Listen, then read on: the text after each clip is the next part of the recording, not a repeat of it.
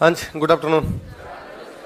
ये तो भारत को हरा दिया तुमने, हैं? मैंने कहाँ हरा दिया? हाँ?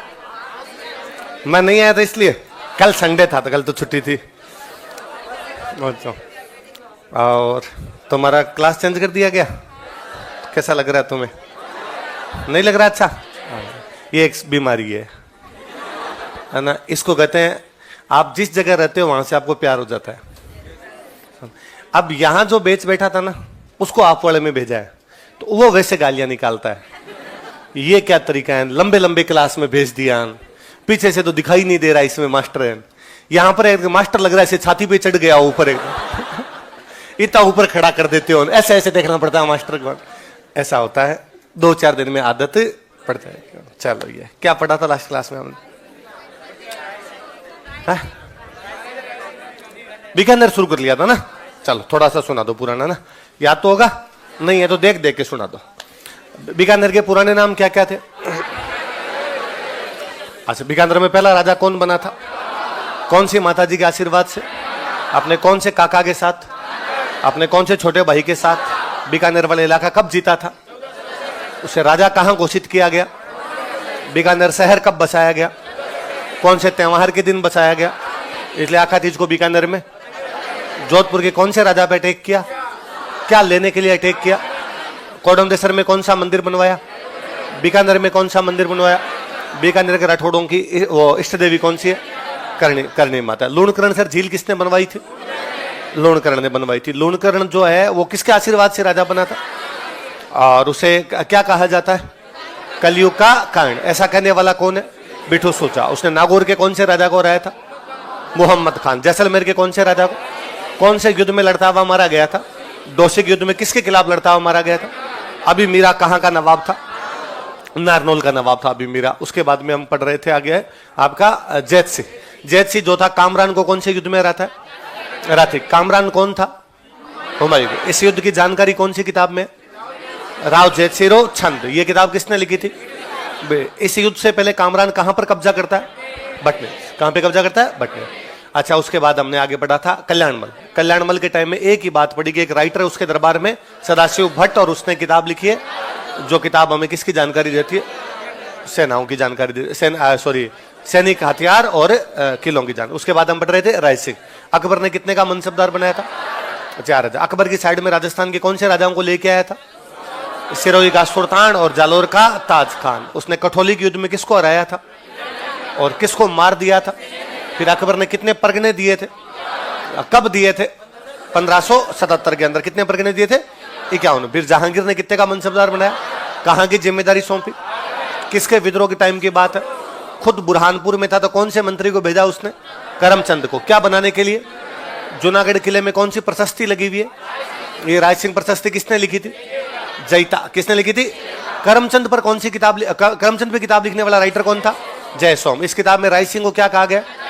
राय सिंह ने खुद ने कौन कौन सी किताबें लिखी?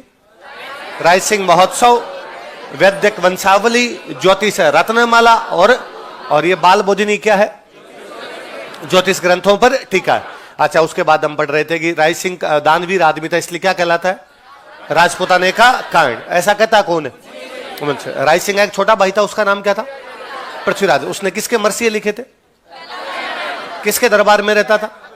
अकबर ने कौन सा किला दिया था और वहां पर उसने कौन सी किताबें लिखी थी?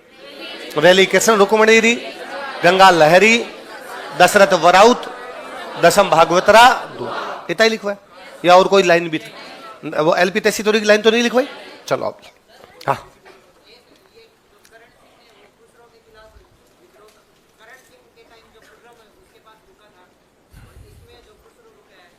खुसरो कहाँ रुका? खुसरो रुक ही नहीं रहा। सटोरी दोबारा नहीं बताऊंगा। हाँ, थोड़ी सी बता दो, एक्स्ट्रा पैसे लगेंगे। देख, जहांगीर के 2 अलग अलग बेटे हैं। एक बेटे का नाम है खुसरो, एक बेटे का नाम है खुर्रम। कर्ण सिंह के पास रुका था वो खुर्रम में, है ना?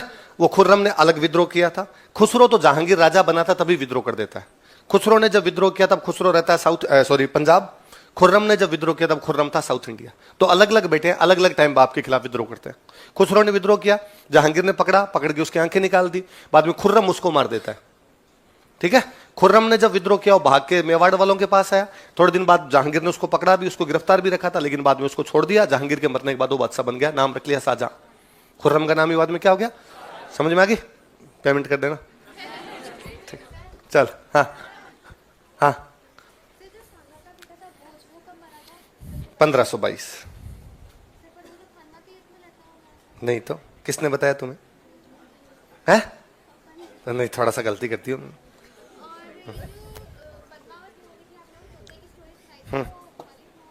मलिक मोहम्मद जायसी, हाँ ठीक है, चलो आगे से। कहाँ पे? तो तुम्हें मेरे पे कोई विश्वास नहीं? मेरी शक्ल से यूं कमीनापन टपक रहा है, तुम्हें लग रहा है बाकी सब सही है, ये झूठा आदमी है। ये मुझे ना स्टूडेंट बड़े क्यूट लगते हो आप, मतलब मेरे मुंह पे आके कहते हो कि तूने लिखा है तो झूठ है, फलान जी ने कहा वो भी सच है, फलाने किताब में लिखा वो भी सच है, फलाने नोट्स में लिखा वो भी सच है। दुनिया में झूठा आदमी एकमात्र तू। मुझे लगता है वो दिन कब आएगा जब स्टूडेंट कहेगा बाकी सब झूठ है, सर ने कहा वो, पर मुझे लगता नहीं कि भगवान ने शक्ल ऐसी बूंदी दी है कि शक्ल देख के लगता है कि ये सच्चा नहीं हो सकता। वो तो मैं कई बार हंसता हूं कि अब तो भला वाह ऑनलाइन आ गया, इसलिए कम से कम लोगों को शक्ल पता है। पहले क्या, जब तक ऑनलाइन नहीं आया था लोग जानते नहीं थे।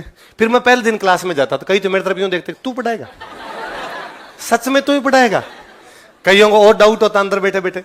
इससे भी बुरा तब होता जब स्टूडेंट तो चलो 2-3 दिन जब क्लास में बैठता उसको लग जाता कि आदमी ठीक ही पढ़ा रहा है यार, शक्ल जैसी भी हो पढ़ाता तो ढंग का है, अपने को पढ़ने से मतलब है। अब वो घर पे जाके तारीफ करता, वो कहता हमारे एक राजवीर सर है बहुत अच्छा पढ़ाते हैं। फिर उसके कभी मम्मी पापा आते हैं तो उनकी भी होती कि भाई उन राजवीर सर से तो मिले।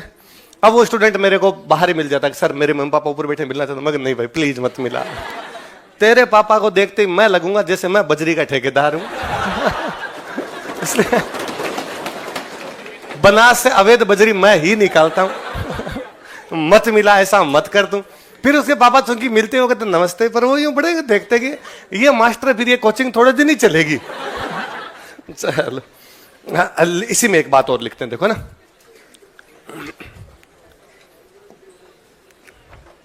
अभी हम पढ़ेंगे एक बंदे के बारे में, एक बड़ा शानदार आदमी हुआ जिसका नाम था एलपी तेसीतोरी।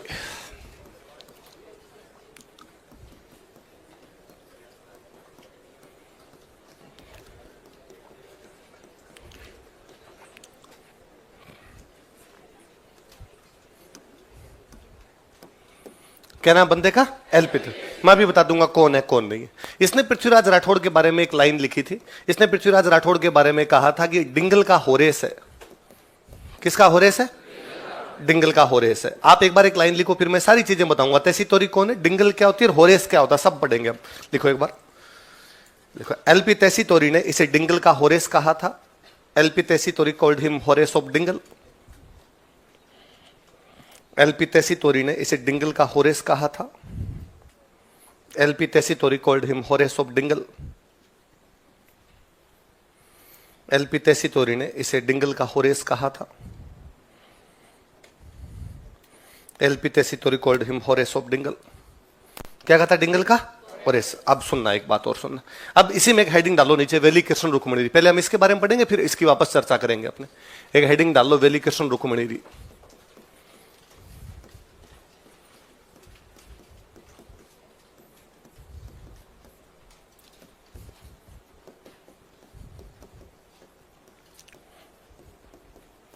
उस दिन थोड़ी बातें तो मैंने आपको बताई थी। मैंने बताया था भगवान कृष्ण और रुक्मिणी पर लिखी गई किताब है वेली, का मतलब लंबी कविताएं जो होती हैं उनको एक प्रकार से क्या बोलते हैं? वेली, है ना। तो वेली तो एक लंबी कविता लिखी हुई जिसका सब्जेक्ट भगवान कृष्ण और उनकी पटरानी जो थे उनका नाम क्या था? रुक्मिणी, वो है। अब थोड़ी इसकी बातें पढ़ते हैं। ये बुक इसने गागरोन के किले में बैठ के लिखी। गागरोन पढ़ रहे थे हम, क्योंकि कौन सा किला दिया था इसको? गागरोन। तो वहां बैठ के लिखी। अब सुनना, देखो इसमें दो चीज बात करेंगे। एक तो ये कौन सी भाषा में लिखी गई है, एक ये कौन सी स्टाइल में लिखी गई है। राजस्थानी लिखने की दो स्टाइल है। पश्चिमी राजस्थान में जो राजस्थानी लिटरेचर लिखने की जो स्टाइल थी उसको बोलते डिंगल। क्या बोलते? पूर्वी राजस्थान में जो राजस्थानी लिखने की स्टाइल थी उसको बोलते पिंगल। क्या बोलते? भाषा नहीं है, ये बोलियां नहीं है, पुनः मेरी बात पर ध्यान देना, ये दो स्टाइल है। ये क्या है? पोइट्री लिखने की स्टाइल है। एक पोइट्री लिखने की स्टाइल का नाम डिंगल है, एक पोइट्री लिखने की स्टाइल का नाम क्या है? इधर in western Rajasthan it's Dingal, और आप ईस्टर्न राजस्थान में जाते हो तो क्या हो जाती है? पिंगल। और मोटा मोटा सांतर, ये साहित्य पढ़ेंगे तब मैं लिखवाऊंगा, मोटा मोटा सांतर यूं मान लीजिए कि इसमें ब्रिज का प्रभाव आने लग जाए, मथुरा वाला प्रभाव आने लग जाए, वो तो है पिंगल। जिसमें गुजरात वाला टच आने लग जाए, वो कौन सा हो जाए? डिंगल। इसलिए डिंगल अपने राजस्थान में भी चलती है और गुजरात वाले इलाके में भी चलती है, क्योंकि आजकल उसको गुजरात बोलते हैं, किसी टाइम वो अपना राजस्थान था, किसी टाइम वो अपने राजस्थान का पोर्शन ही हुआ करता है, इसलिए उधर भी थोड़ी डिंगल चलती है, इधर भी डिंगल चलती है। तो मोटा मोटा से ये है कि एक काव्य लिखने की, पोइट्री लिखने की दो स्टाइल होती है, एक डिंगल और एक है पिंगल। पृथ्वीराज राठौड़ ये बुक लिख रहा है, अब मुझे बताओ पृथ्वीराज राठौड़ पश्चिमी राजस्थान का है पूर्वी राजस्थान का है? तो वो डिंगल में लिखेगा कि पिंगल में? डिंगल में। तो आपको कोई पूछे वेली कृष्ण रुक्मणी कौन सी स्टाइल में लिखी हुई, तो कौन सी? अब और सुनो, अब एक होती है बोलियां, बोलियां जिसमें हम बोलते हैं अक्सर, जो बोलियां होती है, या जिसमें हम लिखने लग जाते हैं, उसको हम बोल देते हैं बाद में भाषा। क्या बोलते हैं? जो हम बोलते हैं उसको तो बोलते हैं बोली, जिसमें हम लिखते हैं वो क्या होती है बाद में? भाषा। हम जब आगे भाषा पढ़ेंगे तो हम पढ़ेंगे कि राजस्थानी में अलग अलग बोलियां हैं। तो एक बड़ी बोली जो राजस्थानी की, उसका नाम है मारवाड़ी। क्या नाम है? लगभग पश्चिमी राजस्थान के अंदर जो बोली जाती है वो कौन सी है? मारवाड़ी। इसमें थोड़ा थोड़ा अंतर आता है कि नागौर वाला थोड़ा अलग बोल देगा, पाली वाला अलग बोल देगा, बीकानेर वाला अलग बोल देगा। कहीं बोल देंगे इया क्या करो, और कई जगह इया, है ना, एन के एन करे, कोई कभी ओ के है, थोड़ा अलग अलग, थोड़ा सा अलग अलग कर लेते हैं उसमें, बाकी लगभग वो एक जैसा सा चलता है, वो मारवाड़ी है। यदि आप पश्चिमी राजस्थान को अलग से मैप में तोड़ लेंगे तो आप देखेंगे कि पश्चिमी राजस्थान को हम 4 भागों में बांट सकते हैं, उत्तर, दक्षिण, पूर्व और पश्चिम। तो आप थोड़ा सा नोटिस करके बताइए, बीकानेर गंगानगर ये कौन से साइड में चले जाएंगे? उत्तर। कौन से हम चले जाएंगे? केवल आप जो पश्चिमी राजस्थान लोगे तो उसके तो ऊपर वाला भाग है, तो ये जो लिखी हुई उत्तरी मारवाड़ी में। कौन सी मारवाड़ी में? अब दोनों सवाल हुए आपके। अब कोई पूछे वेली कृष्ण रुक्मणी कौन सी भाषा में? नदन मारवाड़ी। वो पूछे कौन सी स्टाइल में? दोनों उतार लो। लैंग्वेज और स्टाइल, नदन मारवाड़ी और डिंगल।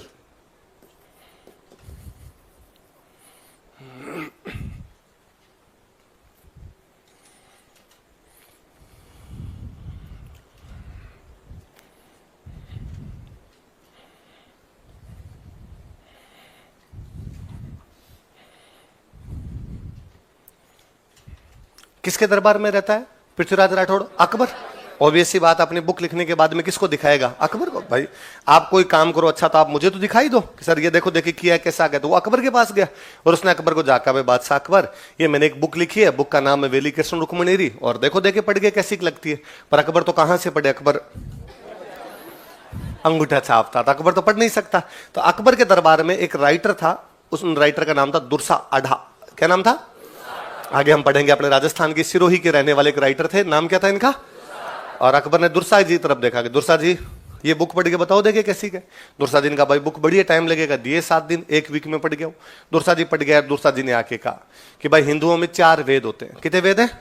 ऋग्वेद, यजुर्वेद, सामवेद, अथर्व। मेरा बस चले तो इस किताब को मैं क्या घोषित कर दूं? 5वां वेद। क्या कर दूं? ये किताब उतनी महत्वपूर्ण है जितने महत्वपूर्ण 4 वेद है, इसलिए इसको 5th वेद मान लिया जाए। उन्होंने कहा हिंदुओं में 18 पुराण है। कितने पुराण है? भागवत पुराण, ऐसे सुनते हैं अपने, विष्णु पुराण, शिव पुराण। तो उनका मेरा बस चले तो मैं इसको कौन सा पुराण घोषित कर दूं? कौन सा? अब कोई पूछेगा कौन सी पुस्तक को 5वां वेद और 19वां पुराण कहा जाता है? कोई कहेगा ये किताब किसने लिखी थी? पृथ्वीराज राठौड़। ऐसा कहा किसने था? पहले पढ़ गई, लिख लो। दुर्सा आढ़ा ने इसे 5वां वेद तथा 19वां पुराण बताया था। Dursa Adha called it 5th Veda and 19th Purana. Dursa Adha ने इसे 5वां वेद तथा 19वां पुराण बताया था। Dursa Adha called it 5th Veda and 19th Purana. 5वां वेद तथा 19वां पुराण बताया था। Dursa Adha called it 5th Veda and 19th Purana. कौन सा वेद? 5वां। कौन सा पुराण? फिर भाई साहब इस बुक को एक आदमी ने देख लिया, उस बंदे का नाम है जेम्स टोड। क्या नाम है? अब वो कुछ कहे नहीं तो उसका जी लगता ही नहीं। उसने कहा भाई साहब हो पूछो मत आप, इस किताब को पढ़ने के बाद मेरे में उतनी ताकत आ गई जितनी 10,000 घोड़ों में होती है। कितने घोड़ों में? इस किताब को पढ़ने के बाद 10,000 हॉर्स पावर आपके अंदर आ जाती है। लिखो जेम्स टोड के अनुसार, according to James Tod, James Tod के अनुसार, अकॉर्डिंग टू जेम्स टोड, इस पुस्तक में 10,000 घोड़ों का बल है। This book has power of 10,000 horses. इस पुस्तक में 10,000 घोड़ों का बल है। This book has power of 10,000 horses. इस पुस्तक में 10,000 घोड़ों का बल है। This book has power of 10,000 horses.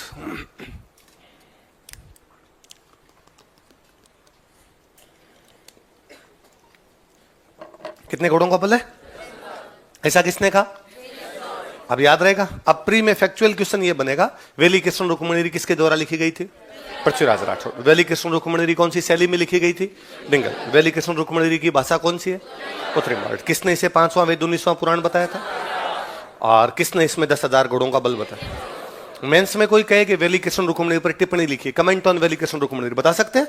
Bikaner महाराजा राय सिंह के छोटे भाई पृथ्वीराज राठौड़ ने अकबर के दरबार में रहते हुए गागरोन के किले में ये बुक लिखी, जो इस भाषा में, इस शैली में, जिसको दुर्सा आढ़ा ने ये कहा और जेम्स टोड ने ये कहा। बताया जा सकता है।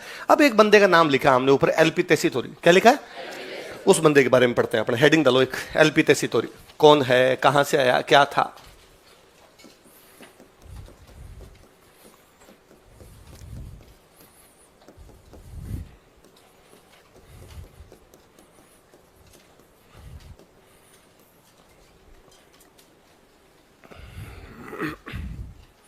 इटली में एक टाउन है, उस टाउन का नाम है उदिने। इटली में एक नगर है, उस नगर का नाम क्या है? उदिने। उस उदिने नगर में एक लड़का है, उस लड़के का नाम है एलपी टेसीटोरी। क्या नाम है? लुई पिया टेसीटोरी। क्या नाम था? लुई। पर अपने लुई पिया पे ध्यान नहीं देना, अपने तो कितना ध्यान दे देना है एलपी टेसीटोरी। कहां का है? इटली। इटली में कौन से नगर का? पीएचडी करता है वहां पर। आप इसकी पीएचडी का टॉपिक सुनेंगे तो हेरतंगेज वाला टॉपिक था इसका, अचंभे में रहेंगे आप। इसका टॉपिक था भगवान राम। पीएचडी इटली से की है। इटली में पीएचडी का टॉपिक क्या है? अच्छा भगवान, मैं आपसे नॉर्मल क्वेश्चन पूछूं कि भगवान राम पर भारत में 2 महत्वपूर्ण किताबें हैं, तो सैकड़ों, पर 2 जिनके बारे में हम चर्चा करते हैं, बात करते हैं, जो लोग पढ़ते हैं, वो कौन सी है? ये तो रामायण, एक रामचरितमानस। रामायण जो कि लिखी थी वाल्मीकि जी ने, रामचरितमानस जो कि लिखी थी तुलसीदास जी ने। रामायण जो कि लिखी गई है संस्कृत भाषा में, और रामचरितमानस जो कि लिखी गई है अवधी, कौन सी भाषा में? जिसमें हमने पढ़ी पद्मावत। पद्मावत पढ़ी। अवध, अयोध्या के आसपास के इलाके को बोलते हैं अवध। अवध की जो भाषा वो कौन सी होगी? यही बात है। इसके पीएचडी का टॉपिक था रामायण और रामचरितमानस में समानता तथा असमानता, similarities and differences between Ramayan and Ram. क्योंकि कुछ कहानी रामायण में है पर वो रामचरितमानस में नहीं है, कुछ कहानी रामचरितमानस में पर वो रामायण में नहीं, तो इसने उन पे तुलनात्मक अध्ययन किया। ऐसा खूब सारा अपने कर सकते हैं किसी का भी कि भाई कंपैरिजन कर लो दोनों का, तुलनात्मक अध्ययन कर लो, कंपैरेटिव स्टडी कर लो उन दोनों पे, एक तो रामायण पर, एक रामचरितमानस पर।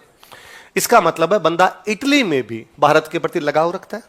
वरना आपको मैं कह दूं लो इटली की किसी टॉपिक पे पीएचडी कर लो, तो आपका कहना होगा पहला सर इटली के बारे में हमें एक ही टॉपिक बताया कि इटली एक देश है।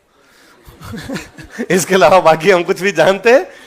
राजधानी भी 2 बार सोचनी पड़ती है कि सर कौन सी है उसकी, ये रोम है, रोम है, चलो याद आ गई वो तो। या हम सर थोड़ा सा और जानते हैं कि रोम में एक टार्जन टावर है, पर वो भी अभी हम जाने सब सर आपने याद दिलाया, वरना पहले याद नहीं आ रहा था हमें। यही है अपने साथ में भाई, अपने क्यों जाने इटली के बारे में? किसी के में इंटरेस्ट हो तो इटली के बारे में जाने, वरना क्यों जाने? पर इस बंदे को भारत में इंटरेस्ट था, इसलिए भारत के बारे में इसने पढ़ा। मतलब इसके दोस्त इसको कहा करते थे इंडियन लुइस। लुइस था इसका नाम, घर का नाम लुइस था। तो यार ये लुइस तो इंडिया के बारे में सोचता रहता है। उन दिनों भारत पर अंग्रेजों का राज हुआ करता। अंग्रेजों ने एक इंस्टीट्यूट बना रखा था, उसका नाम था एशियाटिक सोसाइटी ऑफ बंगाल। क्या नाम था? कैलकाटा में। कहां पर है इंस्टीट्यूट उनका? क्योंकि अंग्रेजों की शुरुआत की राजधानी कैलकाटा थी, तो उन्होंने कैलकाटा में इंस्टीट्यूट बना दिया, उसका नाम है एशियाटिक सोसाइटी ऑफ बंगाल। क्या काम करेगी ये सोसाइटी? ये सोसाइटी काम करेगी भारत की जो भी बुक्स है उनका इंग्लिश में ट्रांसलेशन। किसमें ट्रांसलेशन? वो संस्कृत में लिखी हुई है, फारसी में लिखी हुई है, हिंदी में लिखी हुई है, राजस्थानी, गुजराती, मराठी, पंजाबी, तमिल, तेलुगु, इधर कोई इंडिया की किसी लैंग्वेज के अंदर लिखी हुई है, उस लैंग्वेज की बुक को पढ़ो और उसका इंग्लिश में क्या करो? ट्रांसलेशन। इंग्लिश में तो करना ही है, यदि किसी को फ्रेंच में आता तो फ्रेंच में भी कर लो, उनका इटालियन में आता तो इटालियन में कर लो। कुल मिलाकर मैं ये कह सकता हूं इंडियन लैंग्वेज की बुक का यूरोपियन लैंग्वेज की बुक में ट्रांसलेशन। अच्छा, इसके लिए खूब सारे ट्रांसलेटर चाहिए। ऐसा बंदा होना चाहिए जिसको 2-4 भाषाएं आती हो, इंग्लिश भी आती हो, संस्कृत भी आती हो, हिंदी भी आती हो, तभी कर सकेगा, वरना नहीं कर सकेगा। तो अंग्रेजों को ऐसे लोगों की आवश्यकता थी जिनको कई भाषाएं आती हो। उनमें एक बंदा ये है, एलपी। अंग्रेजों ने हायर किया इस बंदे को कि आ और इंडिया में आके काम कर। ये कलकत्ता में बैठ के काम करता है। इसको आती थी संस्कृत, हिंदी, फारसी, गुजराती, मराठी और राजस्थानी। ये सब भाषाएं इसको आया करती थी। तो इसको दे दी कि संस्कृत की बुक्स कर दे, फारसी की बुक कर ले, हिंदी वाली कर ले, गुजराती कर ले, मराठी कर ले। फाइनली इसको कुछ राजस्थानी की बुक मिली। जब ये राजस्थानी वाला ट्रांसलेशन कर रहा था तो इसको थोड़ा मजा आया। इसने पूछा कि यार ये जो आजकल मैं ट्रांसलेशन कर रहा हूं ये कहां है इलाका? तो उन्होंने कहा जो राजस्थान है। कहां पे पड़ता है? तो उनका देख ले भाई, अपने तो बैठे यहां कलकत्ता पूर्वी, और हे ठेठ वहां पे जाके वेस्ट के अंदर क्या पड़ता है? राजस्थान। भाई कलकत्ता पूर्व, अपने कहां आ गए? पश्चिम। तो इसने कहा मुझे यहां जाके जॉब करनी है। तो अंग्रेजों ने कहा यहां तो अपना राज ही नहीं है भाई, राजस्थान पे अंग्रेजों का राज था नहीं, राजाओं का राज था। यहां तो तू कैसे जॉब कर सकता है? जॉब तो इधर कलकत्ता में करनी पड़ेगी। तू कहे तो यूपी भेज दे, बिहार भेज दे, पंजाब भेज दे, साउथ भेज दे, पर यहां तो नहीं भेज सकते। उन्हें क्यों? तो यहाँ राजाओं का राज है, यहाँ अपना राज नहीं है। तो उसने कहा ये पकड़ो तो हमारा इस्तीफा, अपने जगह किसी राजा की नौकरी कर लेंगे। और ये अपने जोधपुर के राजा की नौकरी करने लग गया। पर राजा थोड़े कान के कच्चे ही हुआ करते थे। किसी राजा ने जाके, किसी बंदे ने जाके राजा को कहा कि हमने सुना आजकल एक गोरा आदमी आपके यहाँ काम करता है। उनका हाँ यार वो किताबों की कोई ट्रांसलेशन से करते रहता है बैठा बैठा यहाँ पे, कोई जासूस है वो, और वो तुम्हारी खबरें अंग्रेजों को बताता है।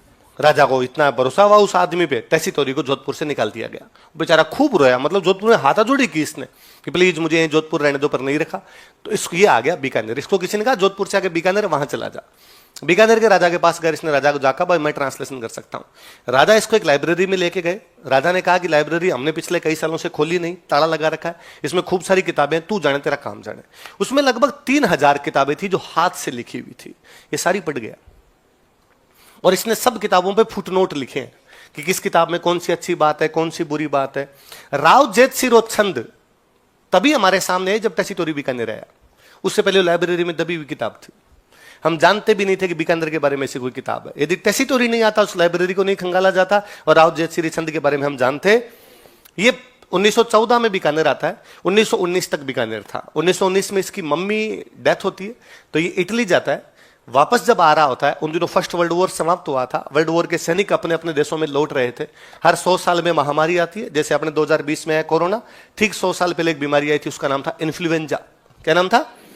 स्पेन के सैनिकों में सबसे पहले आई थी, इसलिए बोलते स्पेनिश इन्फ्लुएंजा। जैसे इस बार वाले को हमने कहा चाइनीज कोरोना, भाई चाइना से आया, वो वहां से आया, तो हम उसको बोलते थे स्पेनिश इन्फ्लुएंजा। ये सारी बीमारियां वैसी होती है संक्रामक, मेरे से आप में, आपसे अगले में वैसे होती है। तो इसको वहां जहाज में जब ये वापस आ रहा था, इसको इन्फ्लुएंजा होता है। महामारियों के कोई इलाज नहीं होते। जब साइंस इतनी प्रगति कर गई फिर भी कोरोना आया, तब हमारे पास कोई दवाई नहीं थी। बाद में भी एक्सपेरिमेंट कर करके देखेगी ये हो सकती है क्या, ये हो सकती है क्या। कोई किसी से ठीक हो गया तो ठीक, और नहीं हुआ तो नहीं। यही हुआ बाद में भी, एग्जैक्टली दवाई तो कुछ मिल नहीं रही थी। तो इसको भी वो स्पेनिश इन्फ्लुएंजा होता है। ये बीकानेर आता है, बीकानेर में आगे इसकी डेथ हो जाती है। 32 साल की उम्र में मर गया था। कितने साल की? 32 में तो मर गया। उससे पहले वापड़ा सारी किताबें पढ़ गया, उन पे फुटनोट लिख गया। ये बीकानेर खूब घुमा था। इसने बीकानेर के राजा को उस टाइम कह दिया था कि कालीबंगा की खुदाई करवा लो। कालीबंगा जहां सभ्यता मिली है ये तब बता के गया था, कालीबंगा खुदाई करवा लो, और ये तुम्हारी पुरानी जगह, यहां कुछ ना कुछ मिल जाएगा। पर राजा को लगा है यार फालतू में खुदाई करवाएं और कुछ ना मिले, क्यों पैसे लगवाएं। तब इतना ध्यान नहीं था यार, सभ्यताएं भी नीचे होती है और उनके बारे में पता लगता है। क्योंकि अपने सिंधु घाटी सभ्यता भी 1922 में पता चली। ये 1919 में तो वापड़ा मर गया, पर उससे पहले ये बता रहा था कि तुम्हारे यहां सभ्यता मिल सकती है।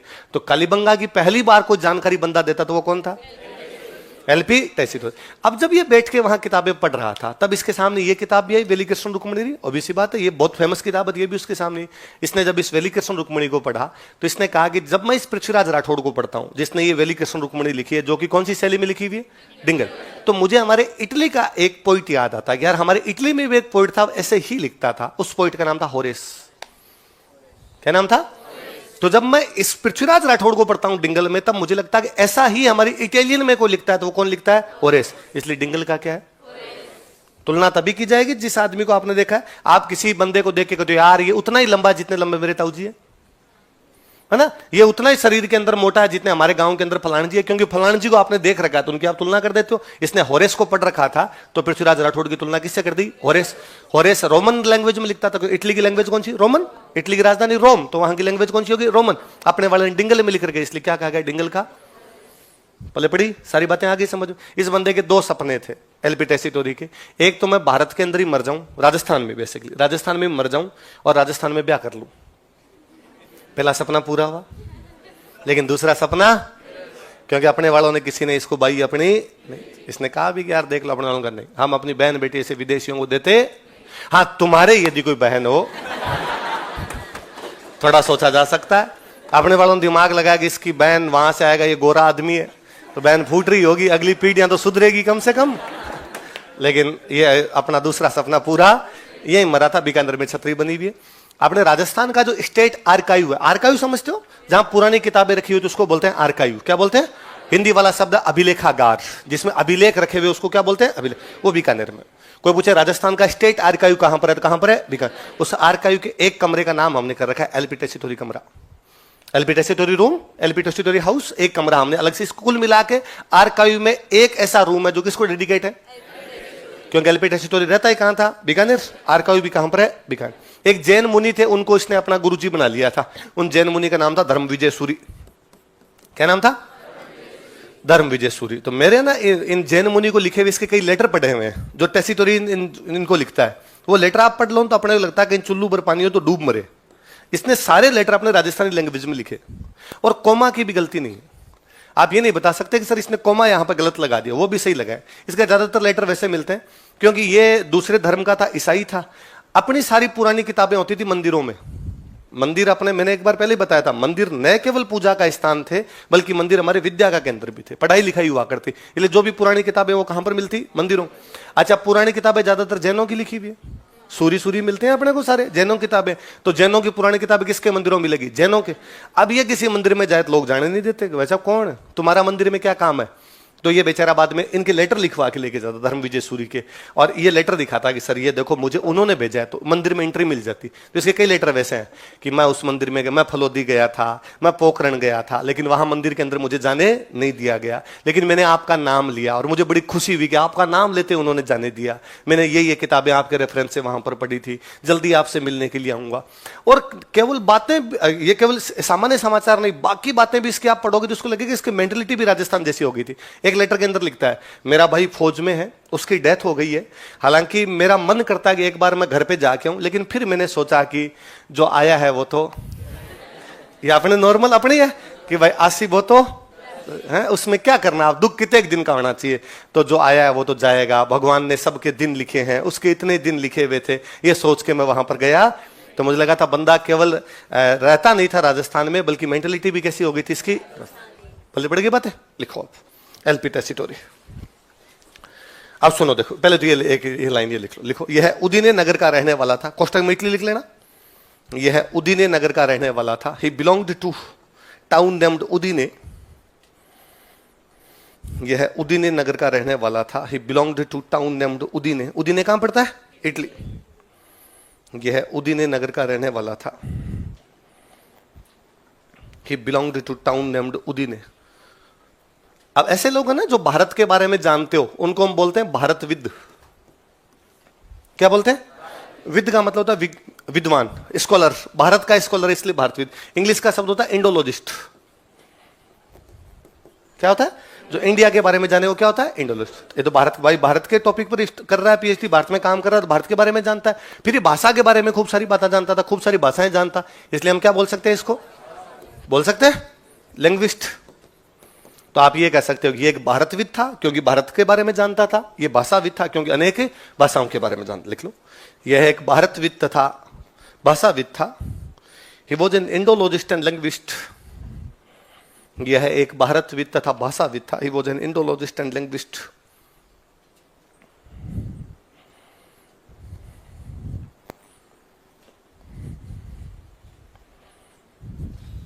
इसने बीकानेर रियासत में कार्य किया था। He worked in Bikaner state. इसने बीकानेर रियासत में कार्य किया था। He worked in Bikaner state. इसने बीकानेर रियासत में कार्य किया था। He worked in Bikaner state. इसने सबसे पहले कालीबंगा की जानकारी दी थी। फर्स्ट टाइम ही gave information about Kalibangan. Hanumangarh में एक जगह पड़ती है कालीबंगा। कालीबंगा सभ्यता पढ़ेंगे तो मैं और खूब सारी बातें वहां बताऊंगा, एक बार सिंपल लिख लो। इसने सबसे पहले कालीबंगा की जानकारी दी थी। फर्स्ट टाइम ही गेव इंफॉर्मेशन अबाउट कालीबंगा। इसने सबसे पहले कालीबंगा की जानकारी दी थी। इसकी 2 किताबें हैं, लिख लो, पुस्तकें।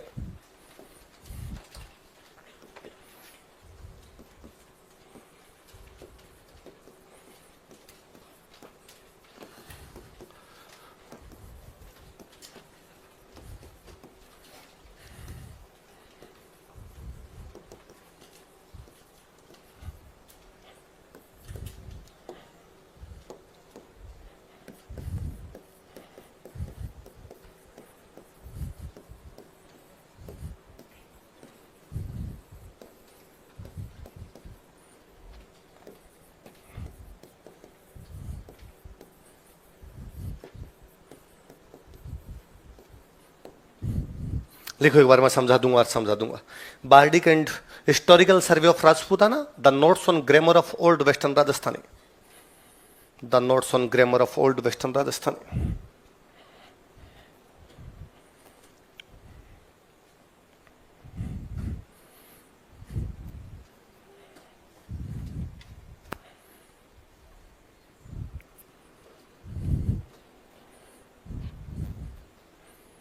लिख लिए? नाम बोलो, देखिए दोनों के नाम बोलो आप, क्या क्या? Bardic and historical survey of Rajputana, the notes on grammar of old western Rajasthan. पहली किताब देखते हैं, पहला शब्द देखो क्या लिखा हुआ। बार्डी का मतलब पुनः वही होता, लंबी कविताएं। इंग्लिश में जो लंबी कविताएं हुआ करती उनको क्या बोला करते थे? ये जब वेली कृष्ण रुक्मणी ये पढ़ रहा था, ये अपनी कविताएं हैं, तो उनको पढ़ रहा था, तो बार्डिक पे काम कर रहा है। साथ में काम किससे कर रहा था? हिस्ट्री पे। तो इसलिए बुक का नाम क्या हो गया? Bardic and historical survey of राज। मैंने कविताएं पढ़ी है और राजस्थान का किस प्रकार का सर्वे किया? हिस्टोरिकल सर्वे। भाई कालीबंगा के बारे में बता रहा है, ये सब हिस्टोरिकल सर्वे, तो और क्या हो गया? दूसरी बुक पढ़ो, कौन सी? The notes on grammar of old western Rajasthani, मतलब ओल्ड वेस्टर्न राजस्थानी की जो ग्रामर उस पर इसे नोट्स लिखे। ये तो क्या ओल्ड वेस्टर्न राजस्थानी है, उसकी जो भी ग्रामर थी उसकी क्या लिखे? तो मेरे को ना कई बार कोई बंदा आके कहता है कि सर एक्चुअली अपने राजस्थानी लैंग्वेज में एक समस्या है। क्या समस्या है? इधर एक्चुअली अपने क्या ग्रामर नहीं है। तो मुझे लगता है अरे यार, यदि तुम अमेरिका नहीं गए इसका मतलब ये थोड़ी अमेरिका नहीं है। यहां टेसीटोरी 1919 से पहले हमारी ग्रामर पर नोट्स लिख रहा था, इसका मतलब 1919 में ग्रामर तो है, तभी तो उसके नोट्स लिखे जा रहे हैं। भाई मैं आपको कहूं कि यार किसी सब्जेक्ट के नोट्स लिख के लाना, तो आप मेरे कहोगे सर इसका बुक दो, कोई मटेरियल दो, तो हम उसके नोट्स तैयार करेंगे। मैं कहता हूं भाई मटेरियल नहीं है, तुम तो नोट्स लिखो। सर ये कोई मतलब थोड़ी होता है, नोट्स उस चीज के होते हैं जिसके कोई ना कोई मटेरियल होता है। इसका मतलब मटेरियल तो पढ़ा था, इसने क्या लिखे थे? 1919 से पहले लिख गया। हम 2023 में ही पूछते हैं कि मटेरियल क्या है, तो उसको भी बताई था। तो अपने भी ढूंढेंगे तो मिल ही जाएगा। पढ़ाई आप तो और सेव पढ़ा है, और सेव पढ़ा है एकदम। तो अभी थोड़े दिन पहले किसी एग्जाम में क्वेश्चन था, एलपी टेसीटोरी इनमें से किस बात के लिए जाना जाता है? उन्होंने 4 ऑप्शन दिए। राजस्थान में रेलवे के निर्माण के लिए। दूसरा उन्होंने एक ऑप्शन दिया कोई, राजस्थान में लोक नृत्यों पर कार्य करने के लिए। तीसरा उन्होंने कोई ऑप्शन दिया, राजस्थान में जनजातियों पर कार्य करने के लिए। चौथा उन्होंने ऑप्शन दिया, राजस्थान में व्याकरण पर लेख लिखने के लिए। आर्टिकल लिख रहा था, वो ग्रामर के ऊपर आर्टिकल लिख रहा था, तो याद रहेगा। तो कई बार क्या अगला आपसे बुक का नाम पूछता ही नहीं, बुक अपने आप में काम है ना, तो ये पूछता है उसने काम किस पे किया था। दोनों के नाम बोलो, बुक के नाम बोलो।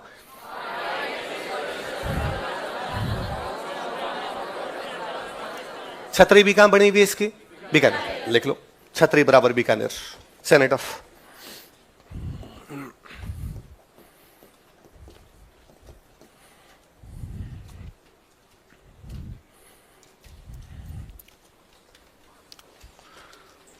ठीक है, अब अगला राजा लिखो।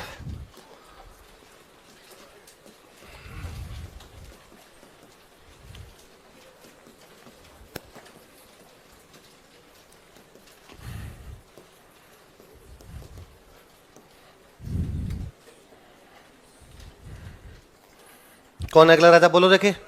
कर्ण सिंह। कब से कब तक है बताओ? 1631 से 1669। मथुरा की राड़ कब हुई थी? 1644। किस किस के बीच में? अमर सिंह और कर्ण सिंह। वो कर्ण सिंह कहां का राजा था? हो गया क्लियर? यही वो कर्ण सिंह है जो मथुरा की राड़ लड़ रहा था। इसने एक उपाधि धारण की थी, उपाधि का नाम है जांगलधर बादशाह। क्या नाम है उपाधि का? क्या नाम है उपाधि का? बीकानेर के पुराने नाम जांगल देश और रातिक।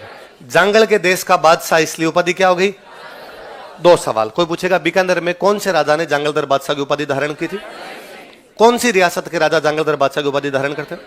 तो कर्ण सिंह के बाद जीते राजा हुए, नाम क्या लगाया करते बाद में? जांगलधर। लिख लो, उपाधि, टाइटल।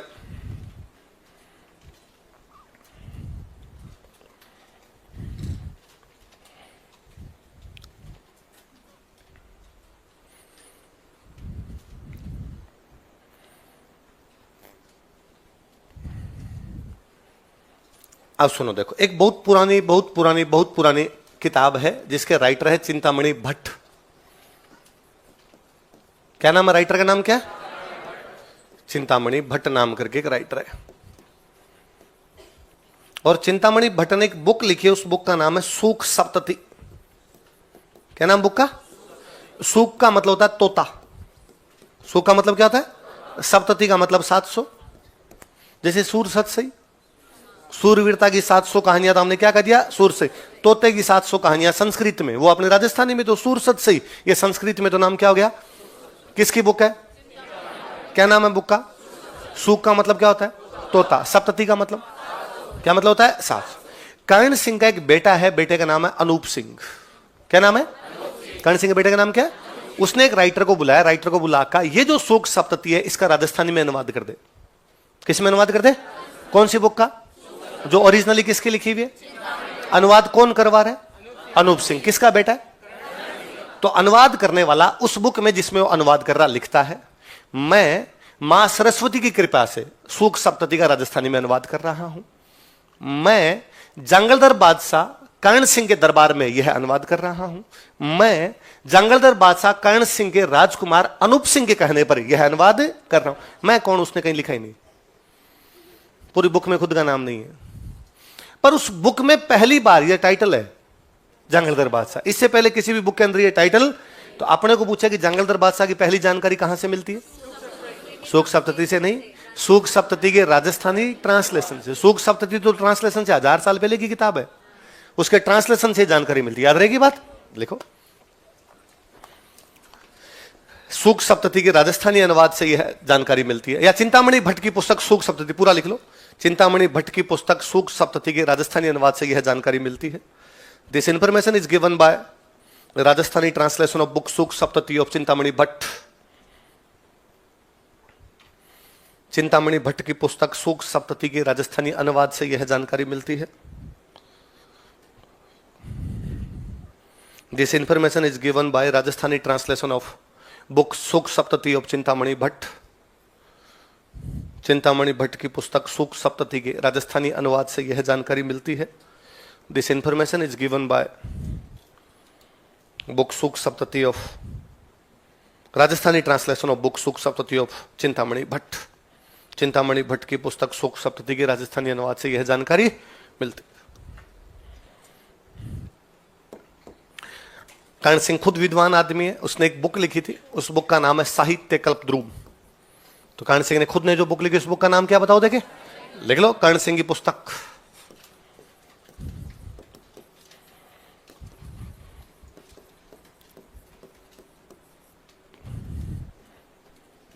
कर्ण सिंह की पुस्तक बुक ऑफ कर्ण सिंह।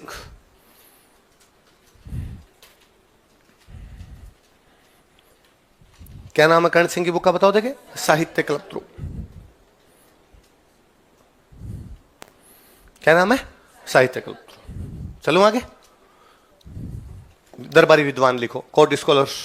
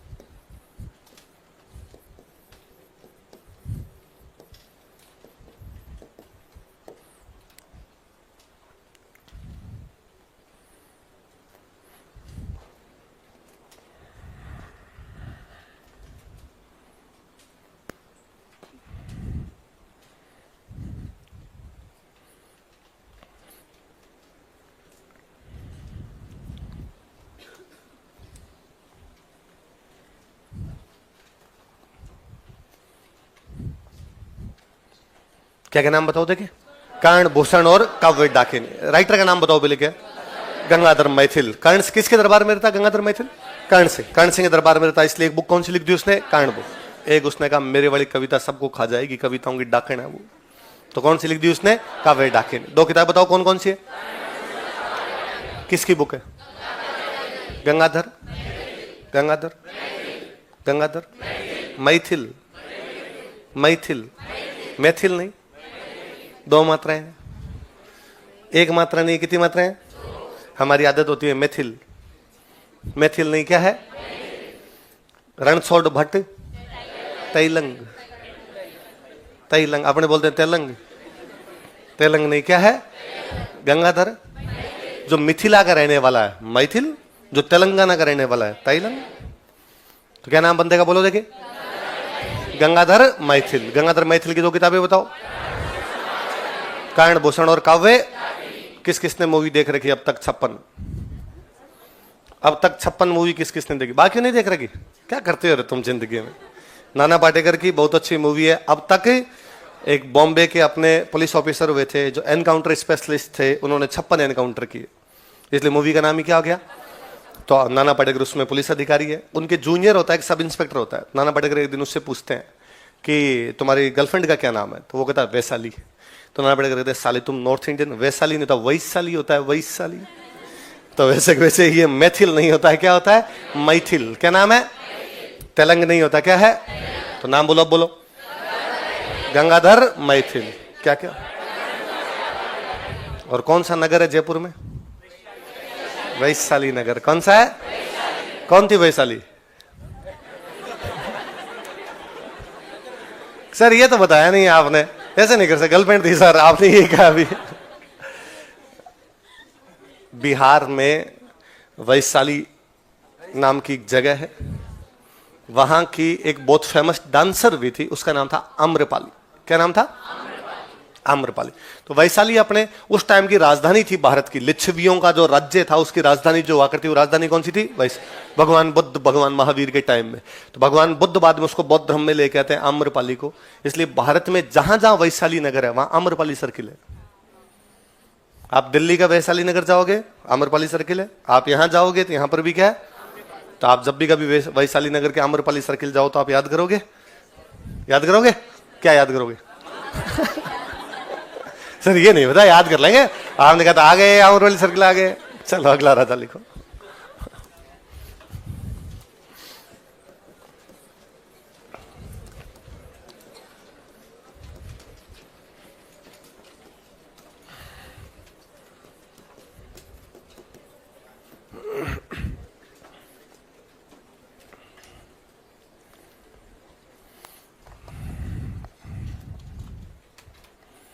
अच्छा, कल्याणमल ने अकबर के साथ संधि कर ली थी, उसके बाद बीकानेर के राजाओं की अकबर के साथ में क्या थी? संधि। और बीकानेर के ज्यादातर राजाओं की पोस्टिंग साउथ इंडिया में रही थी। हम पढ़ रहे हैं रायसिंह बुरहानपुर में था। बुरहानपुर एकदम वो मध्य प्रदेश का निचले वाला हिस्सा है उधर से। वैसे अनूप सिंह की पोस्टिंग भी साउथ इंडिया में रही।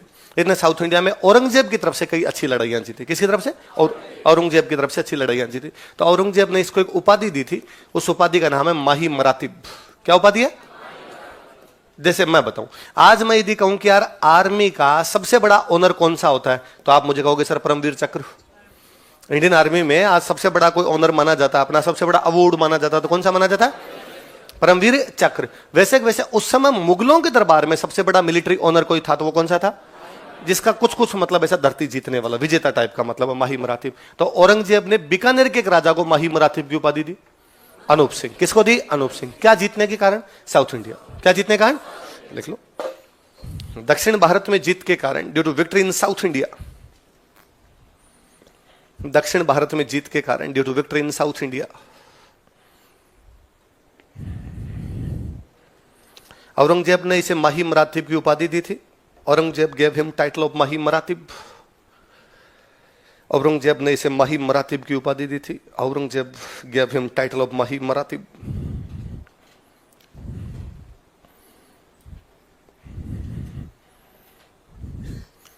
औरंगजेब ने इसे माही मरातिब की उपाधि दी थी।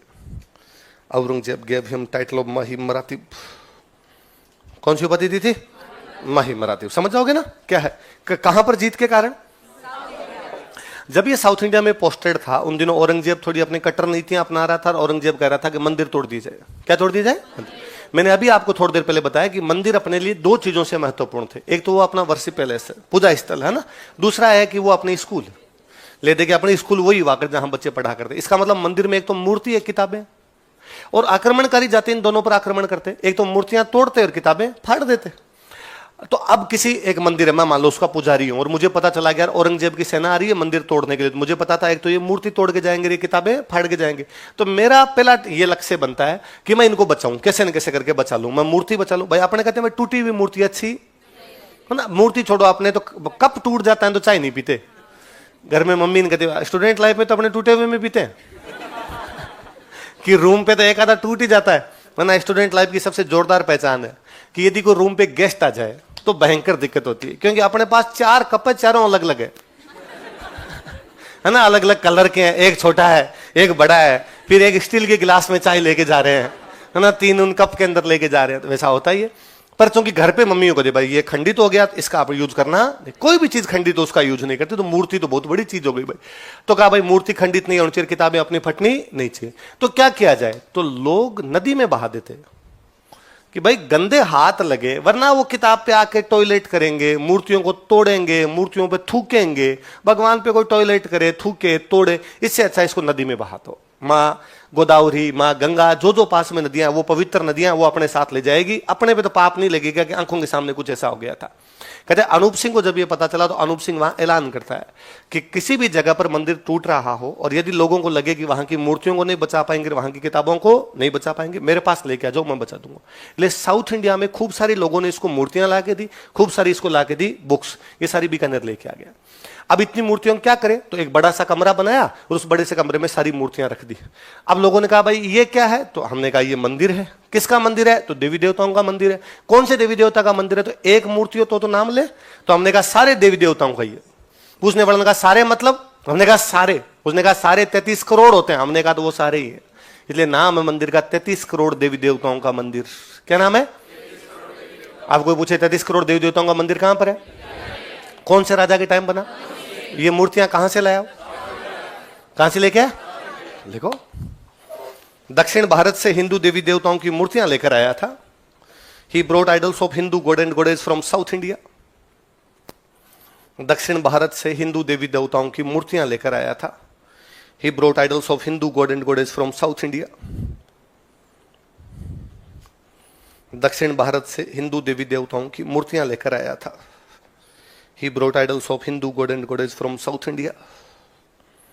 हिंदू देवी देवताओं की मूर्तियां लेकर आया था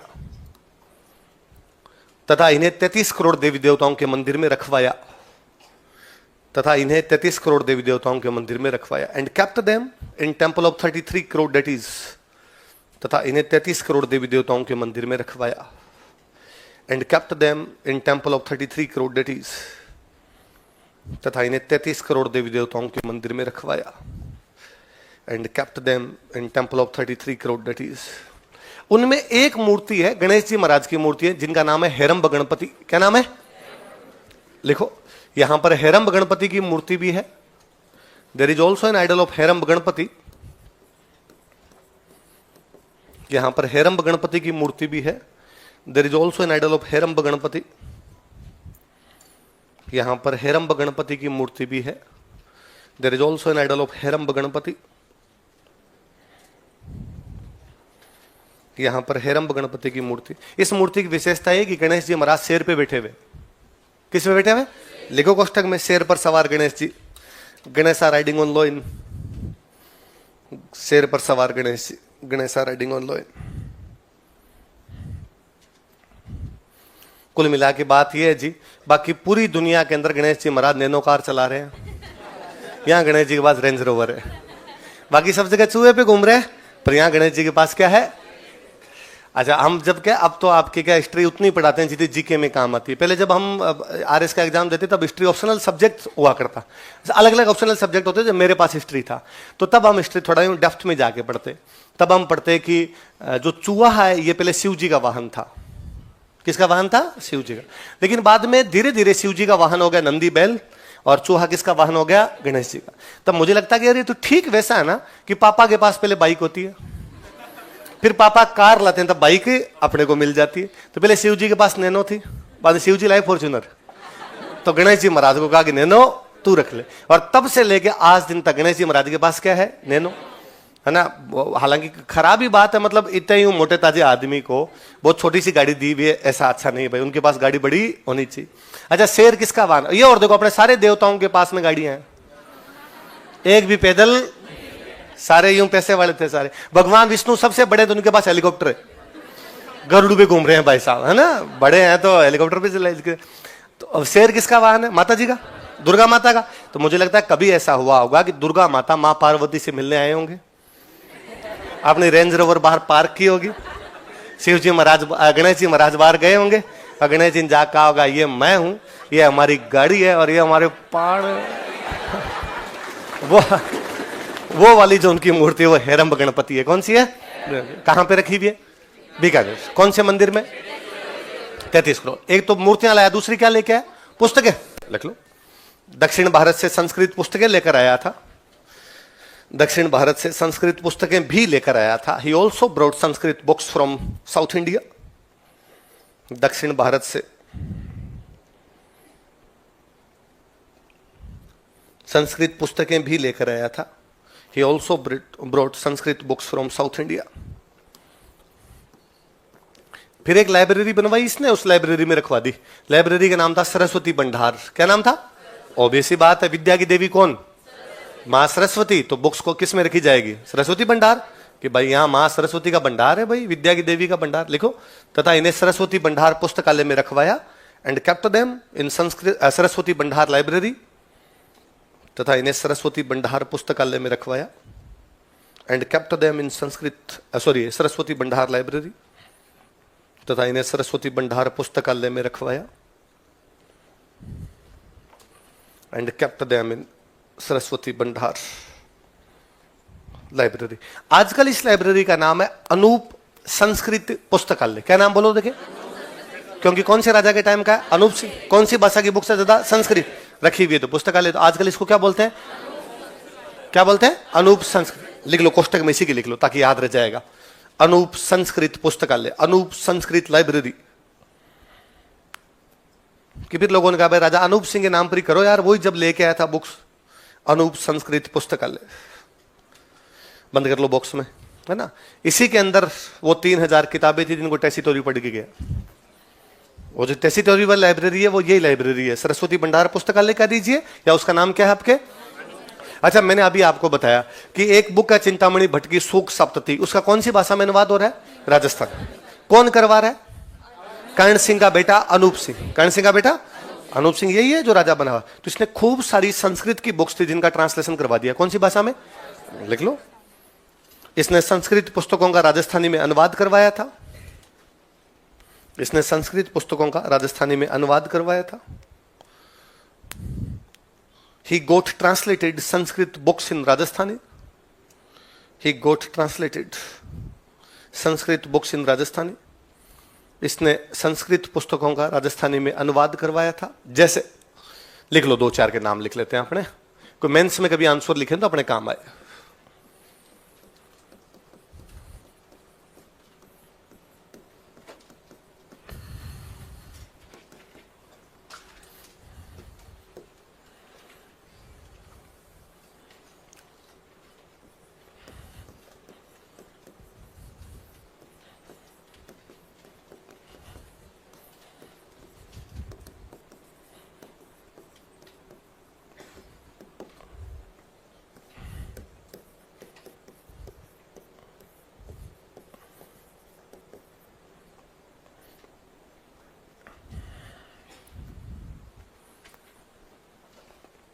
क्या नाम बताओ देखे? सुख कारिका, वैताल पच्चीसी। सुख कारिका, सुख मतलब तोता, तोते वाली कहानियां, इसलिए उनका नाम क्या हो गया? सुख। ये बहुत फेमस कहानियां थी भारत की पुरानी भाषा में लिखी हुई। वैताल, विक्रम वैताल की कहानियां सुनी होगी। एक राजा विक्रम है जिनके साथ एक भूत लटका रहता है हमेशा, उसका नाम वैताल है। तो विक्रम वैताल की 25 कहानियां, इसलिए नाम क्या हो गया? श्रीमद् भागवत गीता के बारे में तो आप जानते हो। गीता जी वाला जो अनुवाद था वो जिस बंदे ने किया था, उस बंदे का नाम था आनंद राम। क्या नाम था? तो कोई पूछ लेगा भाई गीता का अनुवाद किसने किया था? किसने किया था? लिख लो इसके आगे, आनंद राम ने गीता का अनुवाद किया था। आनंद राम ट्रांसलेटेड गीता। आनंद राम ने गीता का अनुवाद किया था। आनंद राम ट्रांसलेटेड गीता। किसने अनुवाद किया था? आनंद राम। अब एक और सुनो, उस लाइब्रेरी में जब आप जाते हैं, जिस लाइब्रेरी को सरस्वती भंडार पुस्तकालय कह सकते हैं, हम बोल सकते हैं अनूप संस्कृति पुस्तकालय, उसमें जाते हैं तो कुछ किताबें पढ़ी है जिनके मैं नाम बोलता हूं। उन किताबों के नाम है सुधा प्रबंध, कामराज रतिसार, हरि वार्तिक, संगीत सुधा, संगीत मीमांसा, संगीत क्रम दीपिका, संगीत राज। आपको अरे अरे अरे सर ये तो किसकी किताबें है? वो बीकानेर पढ़ी है। वो कहां पढ़ी है? क्योंकि मेवाड़ वालों के तो कुंभा के बाद में लड़ाइयां शुरू हो गई थी, जो अमर सिंह के टाइम में जाके रुकी है। सांगा का पूरा जीवन लड़ाइयों में, उदय सिंह लड़ाइयों में, प्रताप लड़ाइयों में, तो उनकी किताबें तितर बितर हो गई। वो सारी किताबें जो कुंभा वाली, वो एक जगह कोई कंपाइल करवाता था। वो राजा कौन था? अनूप सिंह। देखो, कुंभा के संगीत ग्रंथों का संकलन करवाया था। संकलन समझते हो? एक जगह इकट्ठा करना, compile. He got compiled music books of Kumbha. Kumbha के संगीत ग्रंथों का संकलन करवाया था। या he got compiled music text of Kumbha, उसके जो टेक्स्ट थे म्यूजिक के, कुंभा के संगीत ग्रंथों का संकलन करवाया था। He got compiled music text of Kumbha. अब देखो, बुक्स लाता है, लाइब्रेरी बनवाता है, अनुवाद करवाता है, कुंभा वाली इकट्ठी करवाता है। इसका मतलब बंदा लिखने पढ़ने का शौकीन आदमी है, तो खुद भी लिखेगा। देखो अनूप सिंह की पुस्तक है।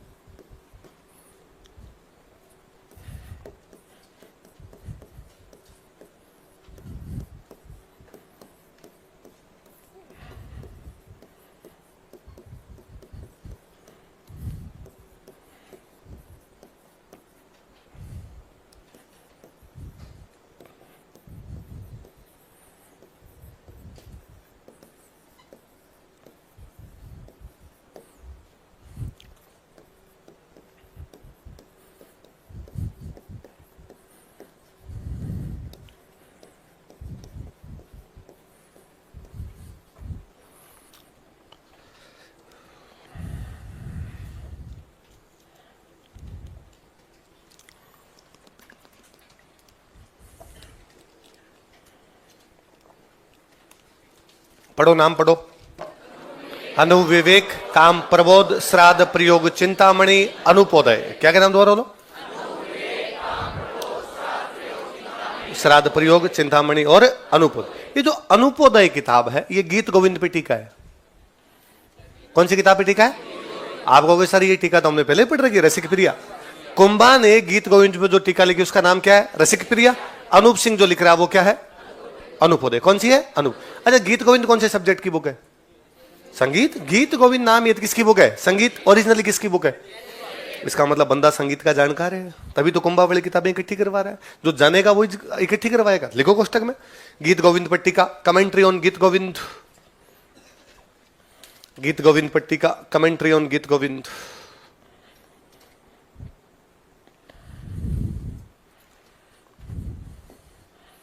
अब लिखो दरबारी विद्वान।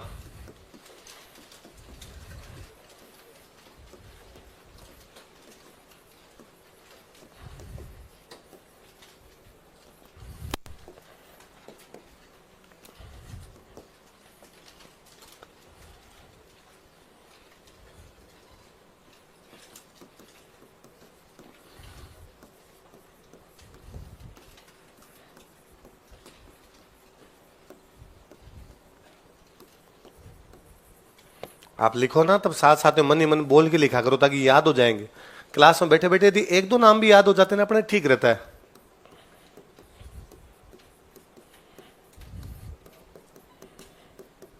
तो आप घर पे जाते तो आपके दिमाग में रहता है यार ये नाम तो मेरे को याद है। वो 3-4 बार मन ही मन रिवीजन होगा तो फिर भूलोगे नहीं आप।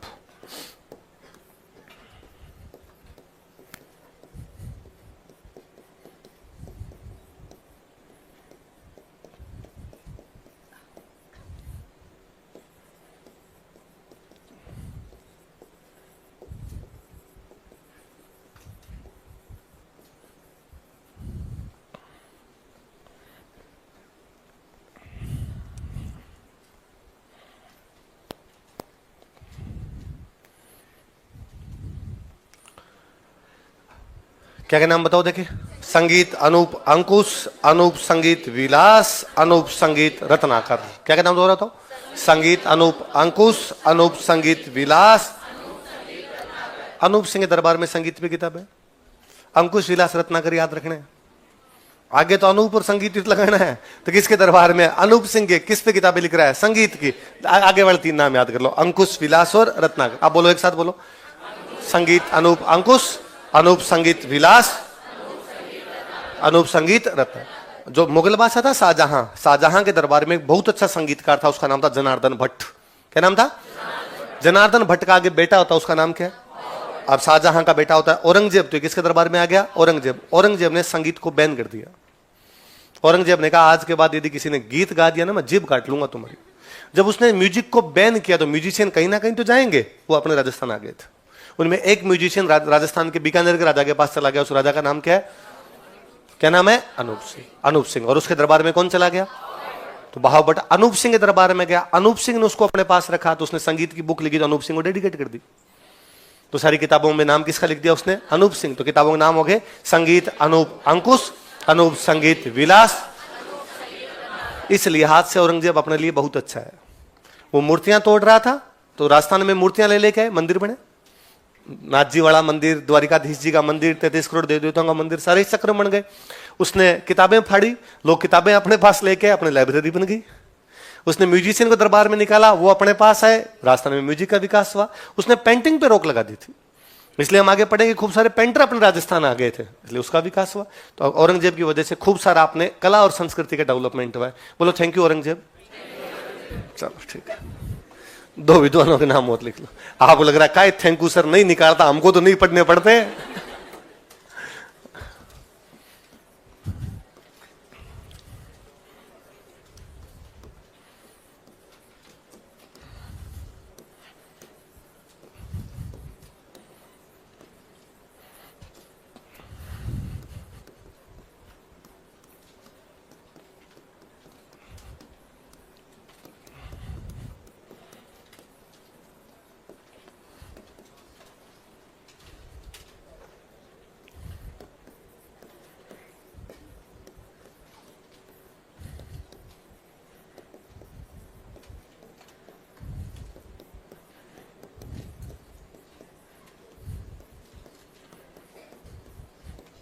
दो और किताबें बोलो। देखिए, अनंत भट्ट की बुक का नाम बोलो, क्या नाम है? और उदय चंद्र की क्या नाम है? पांडित्य दर्पण। दोबारा बोलो, अनंत भट्ट की तीर्थ रत्नाकर, उदय चंद्र की तीर्थमाला किसने लिखी? मेहाजी। मेहाजी किसके दरबार में थे? तीर्थ रत्नाकर कौन लिख रहा है? अनंत भट्ट। ये किसके दरबार में? दोनों राजा म्यूजिक के शौकीन है। वो भी म्यूजिक की बुक लिख रहा था, ये भी म्यूजिक की बुक लिख रहा है। उसके बुक में तीर्थमाला है, इसके सॉरी उसके दरबार में तीर्थमाला और इसके दरबार में तीर्थ। वो लिखने वाले मेहाजी थे, ये लिखने वाला कौन है? अच्छा, अभी हमने पढ़ा 33 करोड़ देवी देवताओं का मंदिर कहां पर है? कौन से राजा के टाइम में? ऐसा कैसा एक मंदिर बना हुआ है मंडोर। कहां पर बना हुआ है? मंडोर कहां पर है? जोधपुर। और मंडोर में वो जो ऐसा मंदिर है वो बनाने वाला राजा था अभय सिंह। कौन था? ये लिख लेंगे ताकि एक साथ अपने याद हो जाएंगे। अच्छा, अपने क्या है यहाँ पे, अब चूंकि कोई 33 करोड़ देवी देवताओं का मतलब खूब सारी मूर्तियां रखी हुई है, कहने का मतलब केवल इतना है ना। ये नहीं कि आप गिनने बैठो 33 करोड़, आपने कहा नहीं सर ये तो 62 हो रही है, पर ये भी तो बहुत बड़ी बात है ना, इतनी सारी मूर्तियां एक साथ रख दी, खूब सारी रख दी, इसलिए बोलने लग गए। तो वैसा वैसा वो जो मंदिर है, तो एक बड़ा कमरा बना के रखा गया। पश्चिमी राजस्थान में बड़े कमरे को बोलते हैं साड़। क्या बोलते हैं? एग्जैक्टली मैं उस दिन आपको बता रहा था, ये अड़ा होता है, अड़ा है ना। साल, साल का मतलब होता है वर्ष। तुम कितने साल के हो, मैं पूछूं तुम्हारे घर में कितनी साल है, तुम्हारे घर में कितने मास्टर बेडरूम है, एक मैं पूछता हूं तुम्हारी उम्र कितनी होगी, अलग अलग बात है। पर चूंकि आपने देवनागरी लिखते हैं, आजकल लिखते नहीं, इसलिए अपने इसी को क्या लिख देते हैं? साल लिख देते हैं। तो वो जो मंडोर वाला मंदिर उसको बोलते हैं 33 करोड़ देव देवताओं की साल। मतलब वही साल मतलब बड़ा कमरा, मतलब बड़ा मंदिर। कोई पूछे 33 करोड़ देव देवताओं की साल कहां पर है, कौन से राजा ने बनवाई? लिख लो नीचे अलग से। अभय सिंह ने मंडोर में 33 करोड़ देव देवताओं की साल बनवाई थी। अभय सिंह built साल of 33 crore that is at Mandore. Abhay Singh ने मंडोर में 33 करोड़ देवी देवताओं की साल बनवाई थी। अभय सिंह built साल of 33 crore that is at Mandore. Abhay Singh ने मंडोर में 33 करोड़ देवी देवताओं की साल बनवाई थी। अभय सिंह built साल of 33 crore that is at Mandore. Mandore Jodhpur में।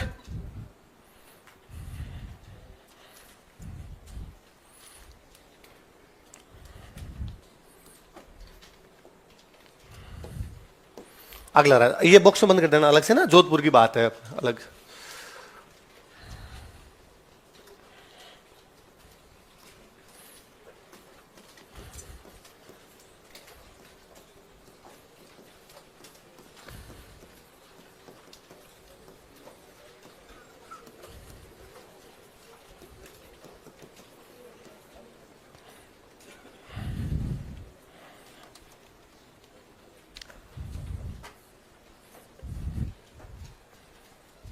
अगला कौन है? सूरज सिंह एक्चुअली राजा था ही नहीं, सूरज सिंह का भतीजा राजा बना था, भतीजे का नाम था प्रताप सिंह। क्या नाम था? और ये उसका बनाया गया था संरक्षक। संरक्षक समझ गए? गार्जियन। जैसे मोकल छोटा है तो कौन संभालेगा? चुंडा। चुंडा नहीं संभाल रहा तो कौन संभालेगा? रणमल। कुंभा छोटा है तो भी कौन संभालेगा? रणमल। पढ़ रहे हैं हम ऐसा कुछ? तो संरक्षक। जसवंत सिंह छोटा है तो कौन संभालेगा? राज सिंह। कुंभा पढ़ा था हमने अलग अलग।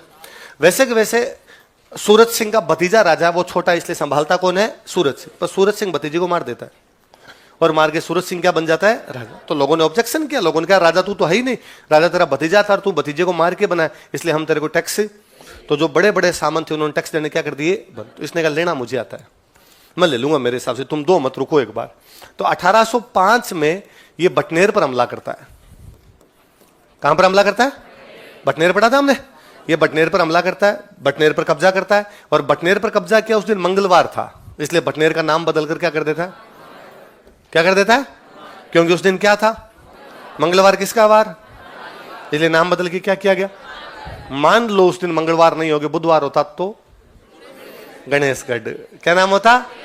और उस दिन मान लो शुक्रवार होता तो संतोषगढ़। संतोषी माता का व्रत करते हैं यार शुक्रवार को। उस दिन शनिवार होता तो थावरगढ़। क्या होता? और उस दिन रविवार होता तो सूरजगढ़। क्या नाम होता? उस दिन सोमवार होता तो शिवगढ़। लेकिन उस दिन मंगलवार था, इसलिए नाम क्या रखा गया? हनुमानगढ़। वरना पहले उसका नाम क्या था? लिखो 1805 ईस्वी में, इन 1805 एडी, 1805 ईस्वी में, इन 1805 एडी,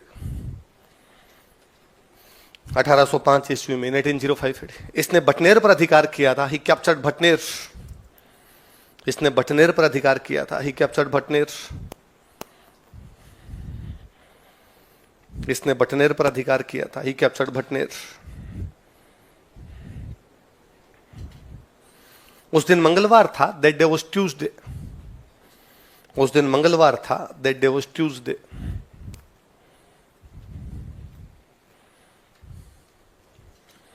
उस दिन मंगलवार था, दैट डे वाज ट्यूसडे। अतः बटनेर का नाम बदलकर हनुमानगढ़ कर दिया गया था। So Batner was renamed as Hanumangarh. अतः बटनेर का नाम बदलकर हनुमानगढ़ कर दिया गया था। So Batner was renamed as Hanumangarh. अतः बटनेर का नाम बदलकर हनुमानगढ़ कर दिया गया था। So Batner was renamed as Hanumangarh. Batner का नाम बदलकर क्या कर दिया गया? 1814 में अटैक करता है चूरू पर। कहां पर अटैक करता है? उन दिनों चूरू का जो सामंत था जिसने इसको टैक्स देने से मना किया था, उसका नाम था शोजी सिंह। क्या नाम था? और शोजी सिंह ने कहा भाई जो भतीजे को मार के राजा बना उसको मैं तो टैक्स नहीं दो। इसने कहा मुझे लेना आता है, तो इसने अटैक कर दिया। अटैक कर दिया, उसने कहा क्या बात है, लड़ाई कर लेंगे। तो चूरू और बीकानेर के बीच में युद्ध होने लग गया। चूरू शानदार कंडीशन में चल रहा था, पर भाई ठिकाना तो ठिकाना होता, रियासत तो बहुत बड़ी चीज होती है ना। तो किले के अंदर, चूरू के किले के अंदर लोहा खत्म हो गया। क्या खत्म हो गया? लोहा खत्म हो गया। अब गोले लोहे के बनते हैं, अब वो बारूद किस में डाला जाए?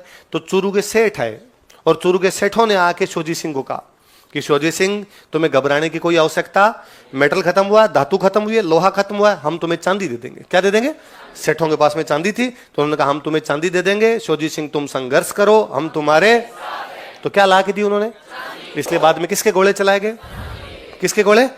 लेकिन वो चांदी के गोले जब बाहर गए तो सूरज सिंह को पता चल गया कि अब माल मत्ता खत्म हो गया अंदर, चांदी के गोले आ रहे हैं। चांदी कितनी देर चलाओगे? चांदी कितनी हो सकती है? तो सूरज सिंह को पता चला कि अब चूरू के पास में ज्यादा कोई पावर बची, वो और बड़ा हमला करता है, सेना और बुलाता है, चूरू पे भी क्या कर लेता है? कब्जा। पर इस चक्कर में क्वेश्चन बन गया, राजस्थान के कौन से किले से चांदी के गोले चला दिए गए थे?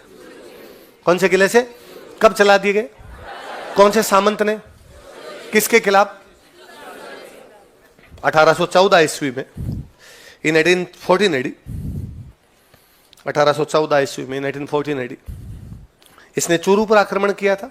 He attacked on Churu. इसने चूरू पर आक्रमण किया था। ही अटैक्ड ऑन चूरू।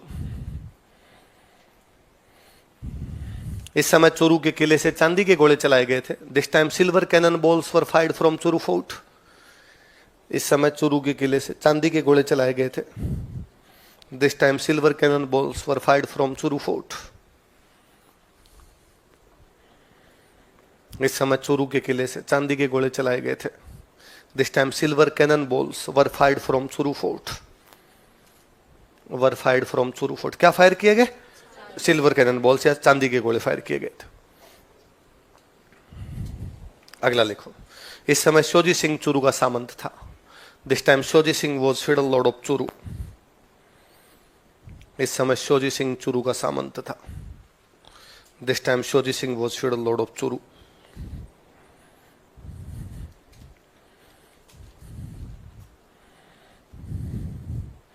शोजी सिंह क्या था? चूरू का सामंत था। कब चलाए गए बताओ? कौन से किले से? क्या चलाए गए? कौन, किस सामंत ने? किसके खिलाफ? किसके खिलाफ? फिर मैं आपको उस दिन बता ही रहा था, जालोर वाले चाय को बोलते हैं सै। क्या बोलते हैं? तो 1814 में 1800 सुरू के किले से। कौन से किले से? सांदी के गोले। कौन से गोले? सलाए गए। चलाए नहीं? किसने सलाए? शोजी सिंह। किसने सलाए? किसके खिलाफ सलाए? कब सलाए? 1800। कौन से किले से? कौन से गोले? क्या किए गए? किसने सलाए? किसके खिलाफ सलाए?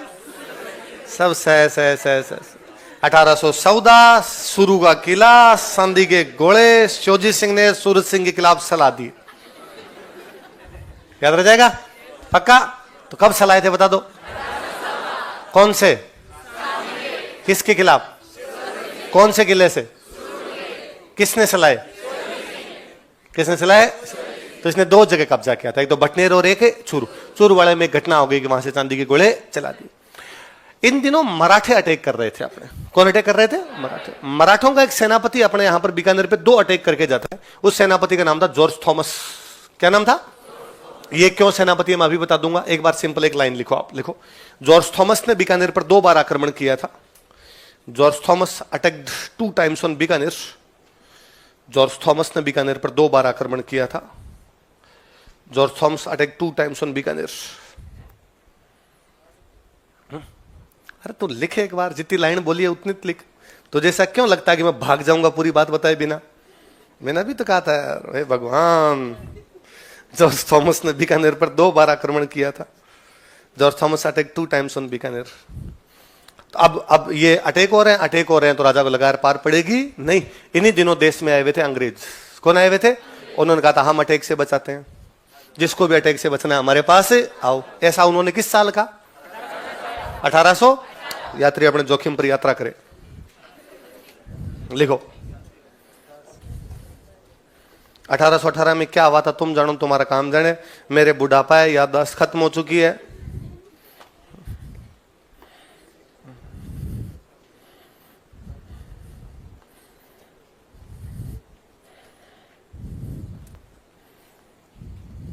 लिख लिया? 1818 ईस्वी में अंग्रेजों से संधि कर लेता है ना। He concluded treaty with Britishers in 1888। इसी ने आपके देश नोक में करणी माता का मंदिर बनवाया था। पहले वो छोटा मंदिर रहा होगा, फिर जो बड़ा मंदिर कोई बनाता है तो वो कौन बनवाता है? सूरज सिंह। लिख लो, देशनोक में करणी माता मंदिर का निर्माण करवाया। देशनोक की जगह का नाम, बीकानेर में जगह का नाम है देशनोक, क्योंकि करणी माता बीकानेर के राठौड़ों की इष्ट देवी है। हाँ, कुलदेवी नागणेशी माता। देशनोक में करणी माता मंदिर का निर्माण करवाया था। ही built Karni Mata temple at Deshnok. Deshnok में करणी माता मंदिर का निर्माण करवाया था। ही built Karni Mata temple at Deshnok. Deshnok कहां पड़ता है? बीकानेर। अब लो, आपके इस बंदे की बात करते हैं। हेडिंग डालो, जॉर्ज थॉमस।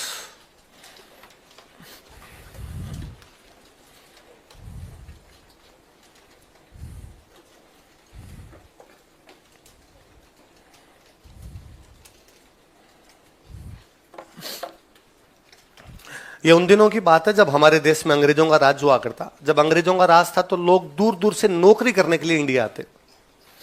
इंडिया एक तो अच्छी कंट्री था, पैसे वाली जगह थी थोड़ी, तो वैसे भी लोग नौकरी करने आते हैं। अंग्रेजों के टाइम में लोगों को नौकरियां थोड़ी मिल भी रही थी ज्यादा, तो ज्यादातर जो गोरे लोग थे वो अपने यहां नौकरी करने के लिए आते। उन्हीं गोरे लोगों में से एक गोरा आदमी अंग्रेजों की नौकरी करने के लिए इंडिया आता है। वो कौन था? ये रहने वाला था आयरलैंड का। कहां का रहने वाला था? ये आयरलैंड सब इंग्लैंड के पास ही पड़ते हैं। उस टाइम में तो जो यूनाइटेड किंगडम हुआ करता उसके हिस्से ही हुआ करते, सारे पार्ट ही थे। ये बंदा अंग्रेजों के पास आया, इसने अंग्रेजों को कहा भाई मुझे सेना में नौकरी दो। अंग्रेजों की सेना थी लंबी चौड़ी, अंग्रेज मिलिट्री भी रखते, व्यापार में उनको आवश्यकता पड़ती खूब सारी, तो उन्होंने, पर अंग्रेजों का वैकेंसी नहीं। अब कोई बंदा सामान उठा के आयरलैंड से इंडिया आ गया और अगले को आप कह रहे हो नौकरी नहीं है, तो अब वापस तो बेचारा क्या जाए। उसने कहा और कहीं नौकरी मिलती तो और कर लेते। इसको नौकरी मिल गई मराठों के पास। किसके पास मिल गई? तो ये मराठों की तरफ से लड़ने लग गया। और मराठों को उन दिनों ऐसे लोगों की आवश्यकता थी जो लड़ाई के वही तरीके जानते हो जो अंग्रेजों को पता है, क्योंकि मराठों की अंग्रेजों के साथ लड़ाइयां चल रही थी, पर अंग्रेज टेक्नोलॉजी के मामले में आगे थे, मराठे उतने आगे नहीं थे। अब मराठों को पता था अपने को अच्छी तोपें बनानी है, तोप बना ली, अब चलाए कौन? चलाने वाला भी तो कोई अंग्रेज होना चाहिए। तो मराठे तो अपने गोरा रंग का देखते रख लिया करते कि रंग गोरा है, तू आजा भाई साहब, कि ये अंग्रेजों की कोई ना कोई बात जानता है, अपने को बता देगा, हथियार चलाने सिखा देगा, दूसरे चलाने सिखा देगा। तो ये मराठों का सेनापति था। किसका सेनापति था? अब मराठों के दो प्रकार के सेनापति हो सकते हैं, एक तो मराठे खुद, एक ये गोरे। अच्छा, कोई मराठा खुद मराठों की सेना में क्यों लड़ेगा? तो आप कहोगे सर देश के आन बान शान के लिए। कोई इंडियन इंडिया की सेना में क्यों लड़ रहा है? तनख्वाह अलग बात है, बाकी सब अलग बात है, नौकरी अलग बात है, कहीं ना कहीं उसके दिल में यह भी तो है कि मुझे मेरे देश की क्या करनी है। जब युद्ध हो रहा होता है उस समय उसके दिमाग में ये नहीं होता कि देश ने मुझे तनख्वाह दी इसलिए मैं लड़ने के लिए जा रहा हूं। उस समय होता है कि मुझे मेरे देश की क्या करनी है, रक्षा करनी है, इसलिए मैं लड़ने के लिए जा रहा हूं। पर यदि कोई आज मैं कहूंगा इंडिया की सेना में एक अमेरिकन लड़ रहा है, तो वो तो देश की अनबान शान की नहीं लड़ रहा। उसको तो केवल ये कि जिसकी खाओ बाजरी उसकी बजाओ हाजरी, जिसने रुपए दिए उसकी तरफ से लड़ो। तो ऐसे जो सेनापति हुआ करते इनको अपने बोला करते भाड़ाइती सेनापति। क्या बोलते? जो भाड़े पे काम करते हैं, है ना। मर्सी, इंग्लिश में ज्यादा अच्छा नाम होता है मर्सिनरी कमांडर।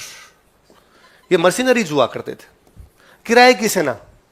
आप ये कह दीजिए किराए की, अभी भी होती है। रूस में वैगनर ग्रुप, अभी तो इतना बड़ा पंगा हुआ था उनका कि रूस में एक प्राइवेट आर्मी है, उस प्राइवेट आर्मी का नाम है वैगनर। क्या नाम है? वैगनर।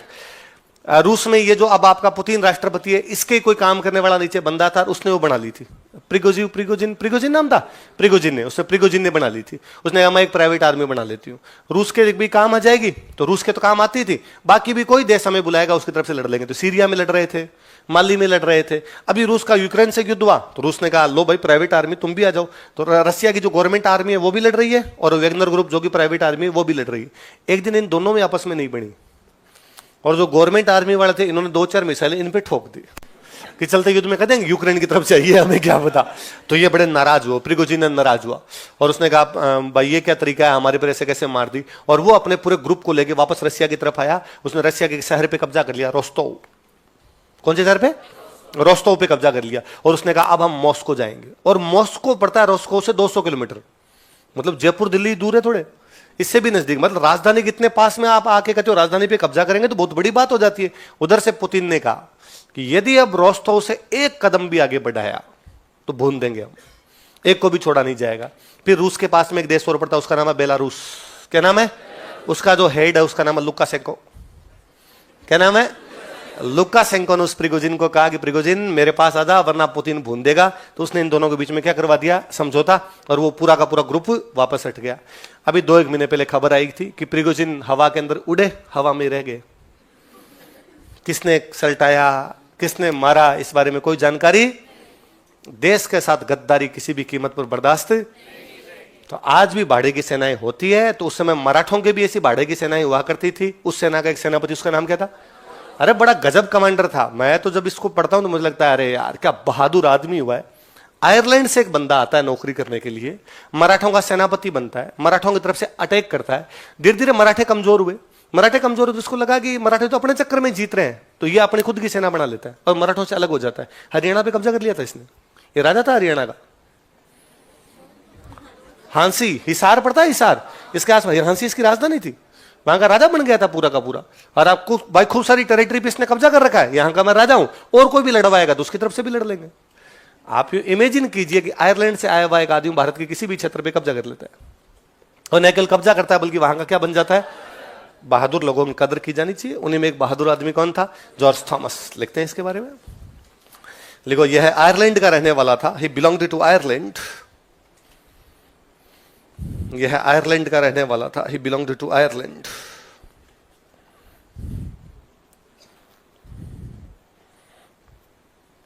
यह मराठों का भाड़ाइती सेनापति था। He was mercenary commander of Marathas. यह मराठों का बढ़ाइती सेनापति था।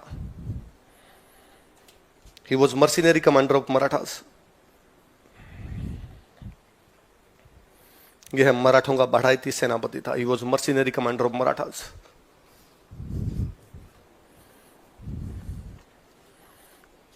इसने मराठा सेनापति के रूप में बीकानेर, जयपुर तथा उदयपुर पर आक्रमण किए थे। He attacked on Bikaner, Jaipur and Udaipur as Maratha commander. इसने मराठा सेनापति के रूप में बीकानेर, जयपुर तथा उदयपुर पर आक्रमण किए थे। He attacked on Bikaner, Jaipur and Udaipur as Maratha commander. इसने मराठा सेनापति के रूप में बीकानेर, जयपुर तथा उदयपुर पर आक्रमण किए थे। He attacked on Bikaner, Jaipur and Udaipur as Maratha commander. इसने मराठा सेनापति के रूप में जयपुर, बीकानेर, जयपुर तथा उदयपुर पर क्या किए थे? आक्रमण। तो जब ये आक्रमण करता है तब अपनी डायरी लिखता है, और डायरी में लिखता है आज हम यहां गए, आज हम यहां गए। तो ये लिखता है आजकल मैं राजपूताना में रहता हूं। कहां पर रहता हूं? पहली बार राजस्थान के लिए रिटर्न रूप में किसी ने राजपूताना वर्ड यूज में लिया था, वो बंदा जॉर्ज थॉमस है।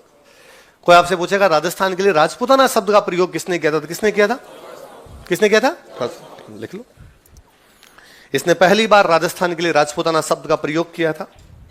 First time he used word Rajputana for Rajasthan. इसने पहली बार राजस्थान के लिए राजपूताना शब्द का प्रयोग किया था। He used word Rajputana for Rajasthan for the first time, या for the first time he used word Rajputana for Rajasthan. इसने पहली बार राजस्थान के लिए राजपूताना शब्द का प्रयोग किया था।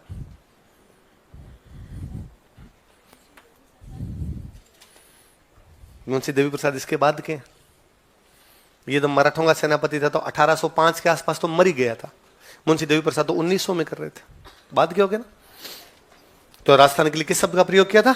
राजपूताना। अब तो अपने सारे ही कर रहे हैं, पर पहली बार रिटर्न में बोलते होंगे, पहले भी लोग कहते होंगे तभी इसने किया है, अपने मन से लाया नहीं होगा, पर रिटर्न रूप में अपने को पहला इस प्रकार का लिखा हुआ मिलता नहीं, पहली बार इसी की डायरी के अंदर मिलता है। ये जब मर गया था तो इसका एक दोस्त था, उस दोस्त का नाम था विलियम फ्रैंकलिन। क्या नाम था? William Franklin. उसने एक बुक लिखी थी इस पे, military memoirs of George Thomas.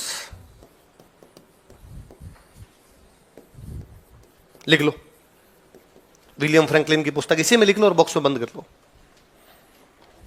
Military memoirs of George Thomas. क्योंकि वो सेनापति था ना, तो मिलिट्री की यादें उसकी, मेमोर्स उसके।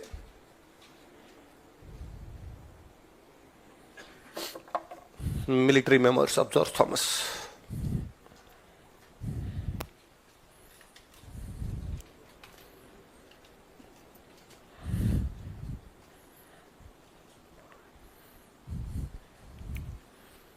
मिलिट्री कमांडर बन के आया था। मेमोर्स मतलब एक प्रकार से संस्मरण जो होते हैं, यादें जो होती है किसी की, जो उसके मिलिट्री के जो संस्मरण थे, सेना के जो थे, किसके? जॉर्ज थॉमस के। तो वो लिखता है इसकी, उसकी डायरी को उसने पब्लिश कर दिया था, एक प्रकार से बुक बना दी उस डायरी को।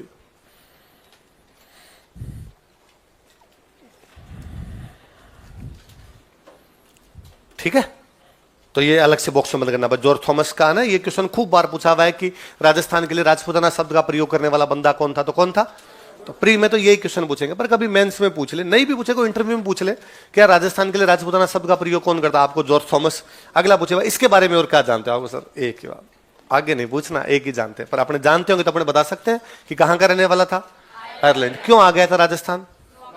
मराठों का सेनापति। कौन सा सेनापति? अगला ये पूछ ले बढ़ाइती सेनापति क्या होते हो, बता सकते हो? जो रुपए लेके काम करते हैं किसी की तरफ से, वो कौन से हो जाएंगे? बढ़ाई। अगला वापस पूछ ले कि अब भी कोई करता है क्या रुपए लेके काम? कहना सर हाँ, अब भी प्राइवेट आर्मी होती है। अमेरिका ने अपनी प्राइवेट आर्मी बना रखी है, रसिया वालों की प्राइवेट आर्मी है, और भी कई देशों की, सऊदी अरब ने, इन सब ये अरब कंट्रीज जो इनके पास खुद की सेना कहाँ है? ये जो तेल वाले देश हैं, ये सऊदी अरब और इस प्रकार के देश है, सऊदी अरब के लिए तो भाड़े की सेना है पाकिस्तान। पाकिस्तान वाली सेना वो भाड़े की सेना है, उसको कोई बुला सकता है कि तुम हमारी तरफ से लड़ो। ये सऊदी अरब की तरफ से नहीं लड़ते हैं जाके, है काम मतलब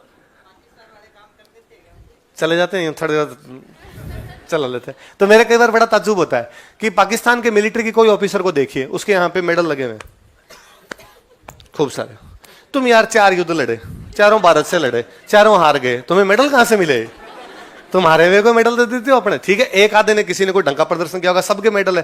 तो कई मेडल तो इन्होंने भारत वालों में ले रखे हैं छोटे मोटे, कई इन्होंने सऊदी अरब में वहां ले रखे हैं।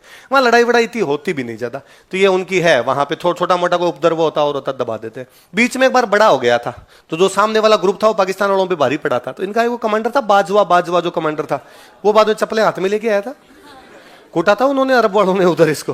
तो पाकिस्तान वाले इसी प्रकार का काम कर लेते हैं। पाकिस्तान क्या दुनिया में एकमात्र आर्मी है जो सलवार कुर्ता पहनती है, बाकी सब आर्मी आपको वेल ड्रेसअप मिलेगी, एकमात्र है जो सलवार पहन के रखते हैं। तो मेरे को तो इनका यही नहीं समझ में आएगा, लड़ते कैसे हैं, इनके कपड़े कैसे हैं। पाकिस्तान की आर्मी के तो खूब यूं किस्से हैं ना, कि एक बार अमेरिका का कोई बहुत बड़ा नेता, अमेरिका कोई बहुत बड़ा सेनापति था, वो पाकिस्तान आया हुआ था, वो उधर का कोई कमांडर वमांडर रहा होगा। तो पाकिस्तान वाले लेके गए कि साहब हमारी आर्मी का इंस्पेक्शन करो। तो आर्मी सारी खड़ी है, वो सैल्यूट वैल्यूट मारना, जो भी परेड वरेड करनी होती करी। तो उसने नोटिस किया कि पाकिस्तान वाले सारे तभी इधर खुजलियां कर रहे हैं खड़े खड़े, मतलब उनसे सावधान नहीं खड़ा रहा जा रहा। वो आया बेचारा, उसने जो पाकिस्तान वाला कमांडर था उसको इंग्लिश में कहा कि इनके अंडरगारमेंट्स चेंज करवाओ रे, ये तुम्हारे नाहे नहीं पता नहीं कितने दिन से, और इसलिए खुजलियां कर रहे हैं। पाकिस्तान वाले की अंग्रेजी मेरी तरह माशाअल्लाह ही रही होगी, उसको इतनी अंग्रेजी समझ में आई। उसने जाके कहा कि नौजवानों सबको अंडरगारमेंट्स चेंज करने हैं, तो तुम इसके पहनो, तुम इसके पहनो। उसने आपस में करवा दिए थे। तो कुछ ही कर सकते हैं, वो देश अलग है भाई साहब, वो देश का अल्लाह ही मालिक है। अगला राजा लिखो।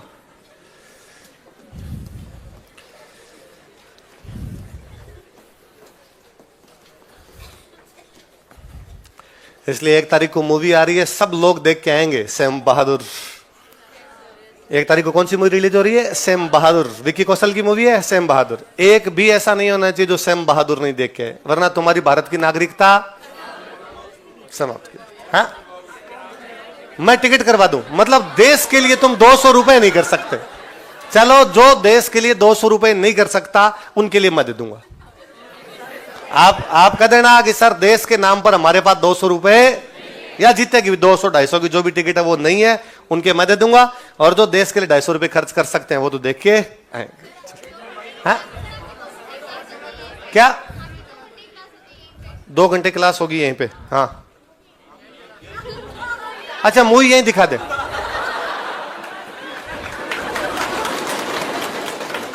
कंजूसी की हद देखो वैसे, यहां सेना की बहादुरी की बातें बताई जा रही है, अगर सर यहीं दिखा दो। इस बोर्ड का और क्या काम है सर, कुछ तो इसका सही यूज लो सर। आप नहीं, सिनेमा हॉल में जाके देख के आओगे, ताकि जिसने भी मूवी बनाई उसको कॉन्फिडेंस आए आगे और हमारे सेना के अधिकारियों पर मूवी बने। मुझे बड़ा अजीब लगता है कि 47 के बाद जो वो बहादुर ऑफिसर जो विभिन्न युद्धों में हमारे देश की तरफ से लड़े थे उनको हम जानते नहीं है। सैम जैसे लोगों की कहानी, सैम बहादुर या सैम मानेकशॉ हमारे भारत के थल सेनाध्यक्ष थे उन दिनों में जब हम 71 का युद्ध लड़ रहे थे। उनसे बेहतरीन कमांडर मतलब दुनिया के अच्छे अच्छे देशों में नहीं हुआ है, और हमारे बच्चे सैम के बारे में नहीं जानते।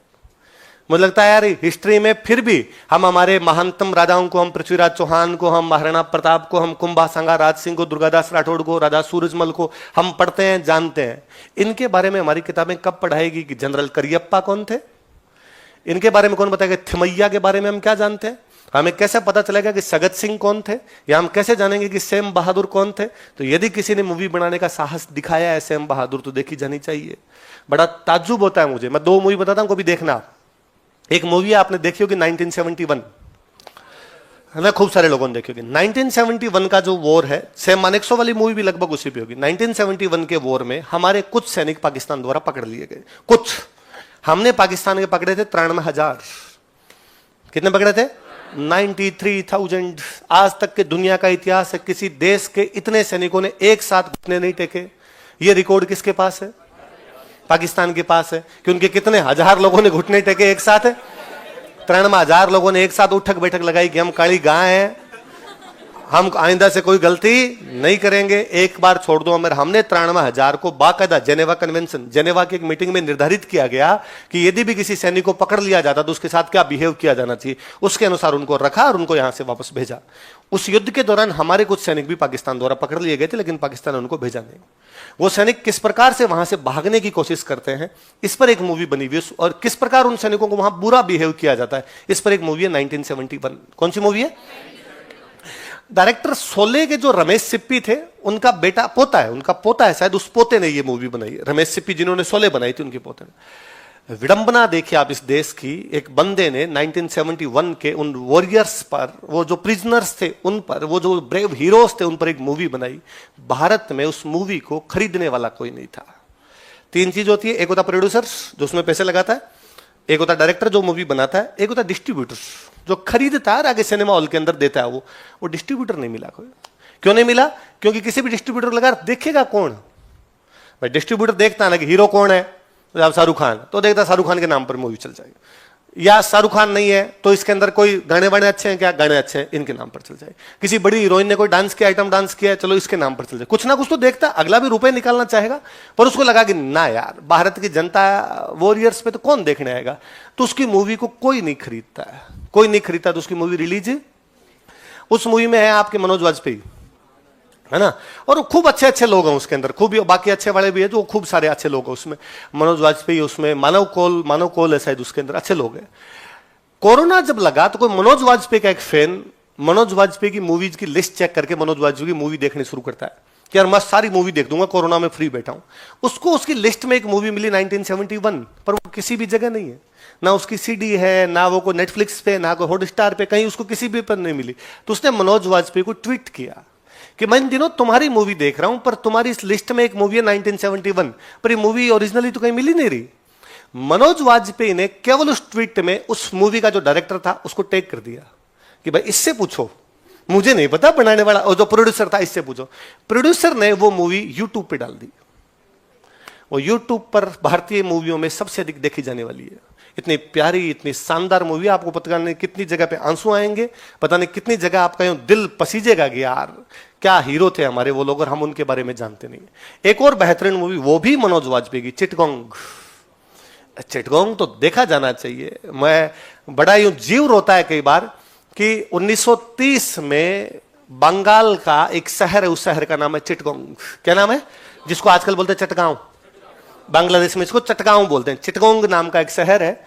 उस चिटगोंग नाम के शहर में एक टीचर है, उसका नाम है मास्टर सूर्य सेन। क्या नाम है? तुम्हारे जैसे बच्चों को लेके, आपकी उम्र तो फिर भी बड़ी है, 8वीं तक की स्कूल का टीचर है वो, और उन बच्चों को लेके वो आर्मी बना लेता है। वो अंग्रेजों का राज चिटगोंग में खत्म कर देते हैं। चिटगोंग में 1930 के अंदर वो इंडियन गवर्नमेंट एस्टेब्लिश करते हैं। मास्टर सूर्य सेन उसके राष्ट्रपति बनते हैं।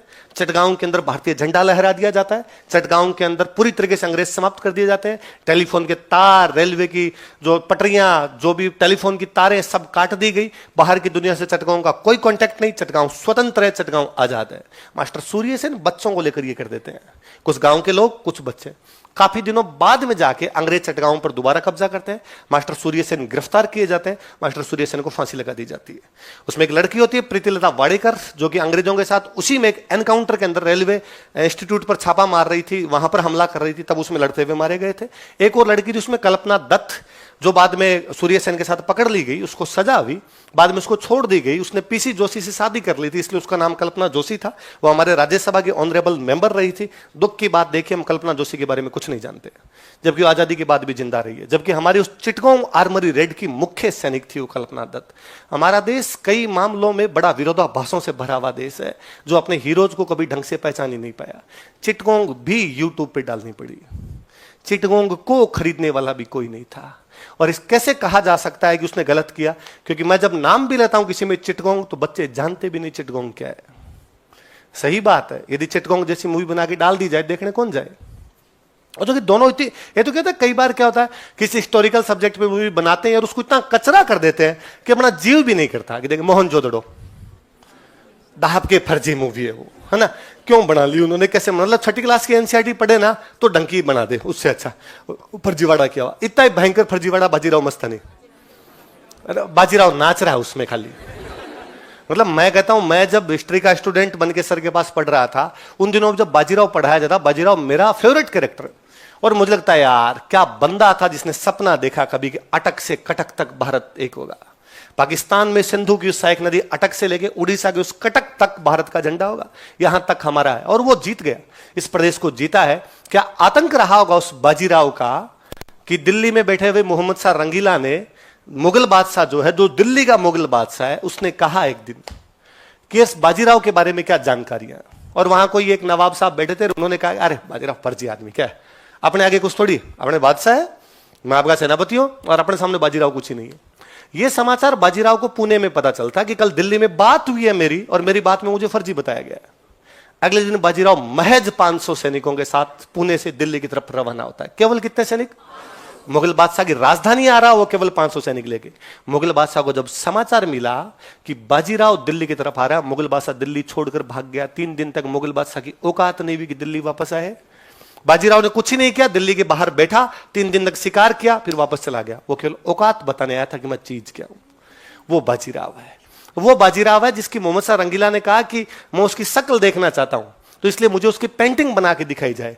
एक पेंटर ने उसकी पेंटिंग बनाई, जिस पेंटिंग में एक सीन है कि पीछे युद्ध का माहौल है, सूर्य भगवान ढल रहे हैं और ऐसे लग रहा है जैसे शाम हो गई, इसलिए युद्ध समाप्त हो गया। घायल पड़े हैं, कुछ सैनिक अपने हथियार उठा के जा रहे हैं। ये तो बैकग्राउंड है। मेन पोज के अंदर एक घोड़े पर बाजीराव खुद बैठा हुआ है। घोड़े की जो रस्सी है उसने अपने दोनों पैरों के बीच में ले रखी है, और एक हाथ के अंदर उसके कुछ गेहूं के दाने हैं और दूसरे हाथ में लेके उनको मसल रहा है। संदेश यह है, मैसेज यह है पेंटिंग का कि युद्ध में बाजीराव ने भाग लिया है, पूरे दिन युद्ध लड़ा, उसको खाना खाने का भी टाइम नहीं मिला। अब शाम को जाते समय उसको थकान महसूस हुई, यार थक गए अपने तो पूरे दिन लड़ने के बाद। तब उसे याद आया मैंने तो खाना ही नहीं खाया था, इसलिए थका हुआ, इसलिए उसने अपने वो गेहूं के दाने जो सैनिक अपने साथ रखता है कि बीच में इमरजेंसी में खाएंगे, वो उसने अपने हाथ पे लिए। क्योंकि उसमें जान ही नहीं बची है, उसने अपने दोनों पैरों के बीच में वो अपनी दबा रखी है और आराम से यूं जा रहा है। कहते हैं मोहम्मद शाह रंगीला को जब उसकी पेंटिंग दिखाई गई तो मोहम्मद शाह रंगीला ने कहा दूर लो, मुझे उसकी पेंटिंग से भी डर लगता है। ये बाजीराव है। उस बाजीराव से डांस करवाया बापड़े से। बाजीराव नाच रहा उसमें, काशी भाई।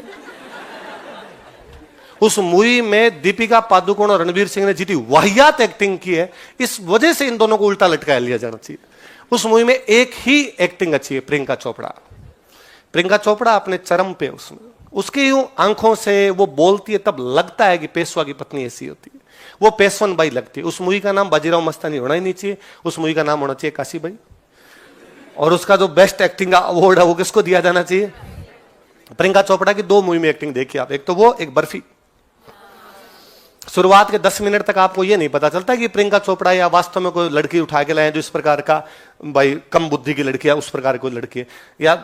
या तो प्रियंका चोपड़ा की उस मूवी में एक्टिंग में 10 मिनट तक पता नहीं चलता, या तनु वेट्स मनु में कंगना रनौत का डबल रोल, जिसमें वो दिल्ली यूनिवर्सिटी की हरियाणा वाली लड़की बनती है, तब सच में लगता है कि हरियाणा की लड़की है। 5-7 मिनट बाद आपको लगता है कि ना ये तो यही है, और इस डबल रोल के अंदर है। तो हिस्टोरिकल मूवी बहुत फर्जी बनाते हैं अपने बॉलीवुड वाले, लेकिन ये 2 देखी जानी चाहिए, चिटगोंग और 1971। आप 1971 देखोगे तो उस समय की और बातें आपके दिमाग में आएगी, तब आपको और पता चलेगा उस 1971 का जो महानतम युद्ध है उसको जीतने वाले जो हमारे थल सेना अध्यक्ष थे, उनका नाम क्या था? सैम मानेकशॉ। क्या नाम था? क्या नाम था? उन सैम पर मूवी बन रही है, सैम बहादुर। कौन सी मूवी है? जो कितनी तारीख को आ रही है? अपने नजदीकी सिनेमा घरों में 1 तारीख को। आप क्या देखने जाएंगे? कौन सी मूवी देखने जाओगे? सैम बहादुर। किस पे बनी हुई है? सैम कौन सा युद्ध जीते हैं अपने थल सेना अध्यक्ष के रूप में? 1970। उससे बड़ा युद्ध क्या होगा हमारे देश की इतिहास में? तो पक्के देख के आओगे सारे के सारे? चलो है, क्लास की छुट्टी कर दूंगा मैं तुम्हारे, तुम देख के तो है ना। तुम अरे एक दिन छोड़ देना क्लास, फिर क्या है देश की भावना है। आगे उन्हें 200 रुपए बच जाए, फिर आप सोचते हो फीस दी है, क्लास तो कैसे मिस कर सकता हूं मैं। हे भगवान है। हाँ, मैं 1 तारीख को नहीं, देखो 2 को देखना, 3 को देखना, जब भी आपको टाइम मिले। नाइट शो देखना, दिन का देखना, जब आप देखना चाहो। कुल मिला के वो मूवी देखी जानी चाहिए ताकि प्रोड्यूसर के पास में रुपए पहुंचे। अगली बार कोई करियप्पा की मूवी बनाए, अगली बार को आपने थिमैया का तो नाम नहीं सुना होगा यार, कि थिमैया, जनरल थिमैया क्या चीज हुए थे हमारे। आपने नाम नहीं सुना होगा करियप्पा क्या थे। हमारे भारत के पहले जो थल सेना अध्यक्ष बने हैं वो करियप्पा है सर। करियप्पा हमारे पहले थल सेना अध्यक्ष थे। करियप्पा सर का बेटा 1971 की वॉर में पाकिस्तान वालों द्वारा पकड़ लिया गया, एयरफोर्स में था और वो पकड़ लिया गया। करियप्पा सर आजादी से पहले भारत के कमांडर थे, बहुत बड़े। तब पाकिस्तान वाले सैनिक भी इंडिया में माने जाते। इंग्लिश आर्मी हुआ करती, अंग्रेजों की आर्मी थी, इंडियन आर्मी, उसमें पाकिस्तान वाले सैनिक भी थे और इंडियन सैनिक भी थे। जो मुस्लिम सैनिक थे वो पाकिस्तान चले गए, बाकी वाले कहां रह गए? इंडिया रह गए। अब वो जो पाकिस्तान वाले जो सैनिक उधर गए थे उनमें कई आगे कमांडर बन गए, तो 71 वालों में वो कमांडर जो पहले इंडिया में रह चुके थे, अब कहां पर रहते हैं? पाकिस्तान। उनको पता चला ये जो हमने पकड़े इनके अंदर एक करियप्पा सर का बेटा है। तो उन्होंने कहा अरे यार करियप्पा सर तो मेरे सीनियर थे और यार तुम उनके बेटे हो। तो उन्होंने करियप्पा सर को आता तो वहां से फोन लगाया और कहा सर करियप्पा सॉरी हमें नहीं पता था आपका बेटा हमने पकड़ लिया और हम इसको भेज रहे हैं, वापस भेज रहे हैं। करियप्पा सर का बयान है कि सबको भेज रहे हो, इसको अकेले को भेज रहे हो। तो उनके इसको अकेले को, बाकी को नहीं भेजेंगे, रख लो मार दो। बोले अकेले नहीं, या तो सबको भेजा जाए या सबको मारते जिसको भी मार दिया जाए। अरे सर आपका बेटा हम छोड़ना चाहते हैं। नहीं नहीं, भारत का बेटा है, मैंने जिस दिन फौज में भेजा था उस दिन देख लिया। ऐसे बहादुर लोगों के बारे में हम नहीं जानते कि करियप्पा क्या चीज थी। और मानेकशॉ के बारे में तो आप जब मूवी देखोगे, आप मानेकशॉ के बारे में तो ढूंढ ढूंढ के पढ़ा जाना चाहिए कि कितना गजब इंटेलिजेंट आदमी था कि जून के आसपास में इंदिरा गांधी बुलाते हैं उनको और इंदिरा गांधी बुला के कहते हैं कि आपको पाकिस्तान पर हमला करना है और बांग्लादेश को आजाद करवाना है। वो बंदा उस दिन कहता है कि नहीं, हम जून के महीने, मार्च के आसपास ही कह देती है शायद इंदिरा गांधी, हम अभी जो है वो गर्मियों के दिन चल रहे हैं, गर्मियों के सीजन के अंदर हम पाकिस्तान पर हमला नहीं करें। क्यों नहीं करोगे? तो कहा अभी यदि हमला किया तो चाइना पाकिस्तान के पक्ष में आएगा और चाइना पाकिस्तान के पक्ष में आएगा तो हमें 3-4 फ्रंट पे लड़ना पड़ेगा। हम पंजाब वाले बॉर्डर पे पाकिस्तान से लड़ेंगे, हम जैसलमेर बॉर्डर पे पाकिस्तान से लड़ेंगे, हम बंगाल बॉर्डर पे पाकिस्तान से लड़ेंगे, हम अरुणाचल बॉर्डर पे चाइना से लड़ेंगे, हम कश्मीर बॉर्डर पे चाइना से लड़ेंगे। इतने फ्रंट एक साथ खुल जाएंगे, पार नहीं पड़ेगी अपनी। तो जनरल हमें क्या करना चाहिए? हम दिसंबर में लड़ेंगे। दिसंबर में क्या होता है कि सर्दी में क्या है, हिमालय पूरा बर्फ में भीग जाएगा, चाइना की तरफ से सारे रास्ते ब्लॉक हो जाएंगे। हिमालय यूं ही रक्षा थोड़ी करता है, छोटी क्लासों से यूं ही थोड़ी पढ़ा था, वो मस्तक है हिमालय हमारा, वो मस्तक हमारी रक्षा करता है उस साइड से। तो यदि तुम दिसंबर में अटैक करोगे तो तुम पक्का पाकिस्तान पे कब्जा कर लोगे, बांग्लादेश आजाद करा दो। उसने कहा मैडम 15 दिन, 16वां दिन नहीं लगने देंगे। 3 दिसंबर को हम युद्ध शुरू करते हैं, 16 दिसंबर को हम जीत गए थे, महज 13 दिन। 93,000 सैनिक घुटने टेक के हमारे सामने बैठे हुए थे। वो सेम है, उस सेम के बारे में जाना जाना चाहिए, पढ़ा जाना चाहिए, खोद खोद के पढ़ा जाना चाहिए। मतलब मूवी क्यों, उस पर किताबें 10 पढ़ी जानी चाहिए, आगे बच्चों को पढ़ाई जानी चाहिए, पीढ़ियों को बताई जानी चाहिए। जब हम ऐसे बहादुर लोगों के बारे में बताएंगे नहीं तो लोग जानेंगे कैसे? इसलिए देख के आओगे, जब भी टाइम मिले देख के आना। अगला राजा लिखो अपने रतन सिंह। टाइम हो गया रे, चलो वाह, कल पढ़ेंगे।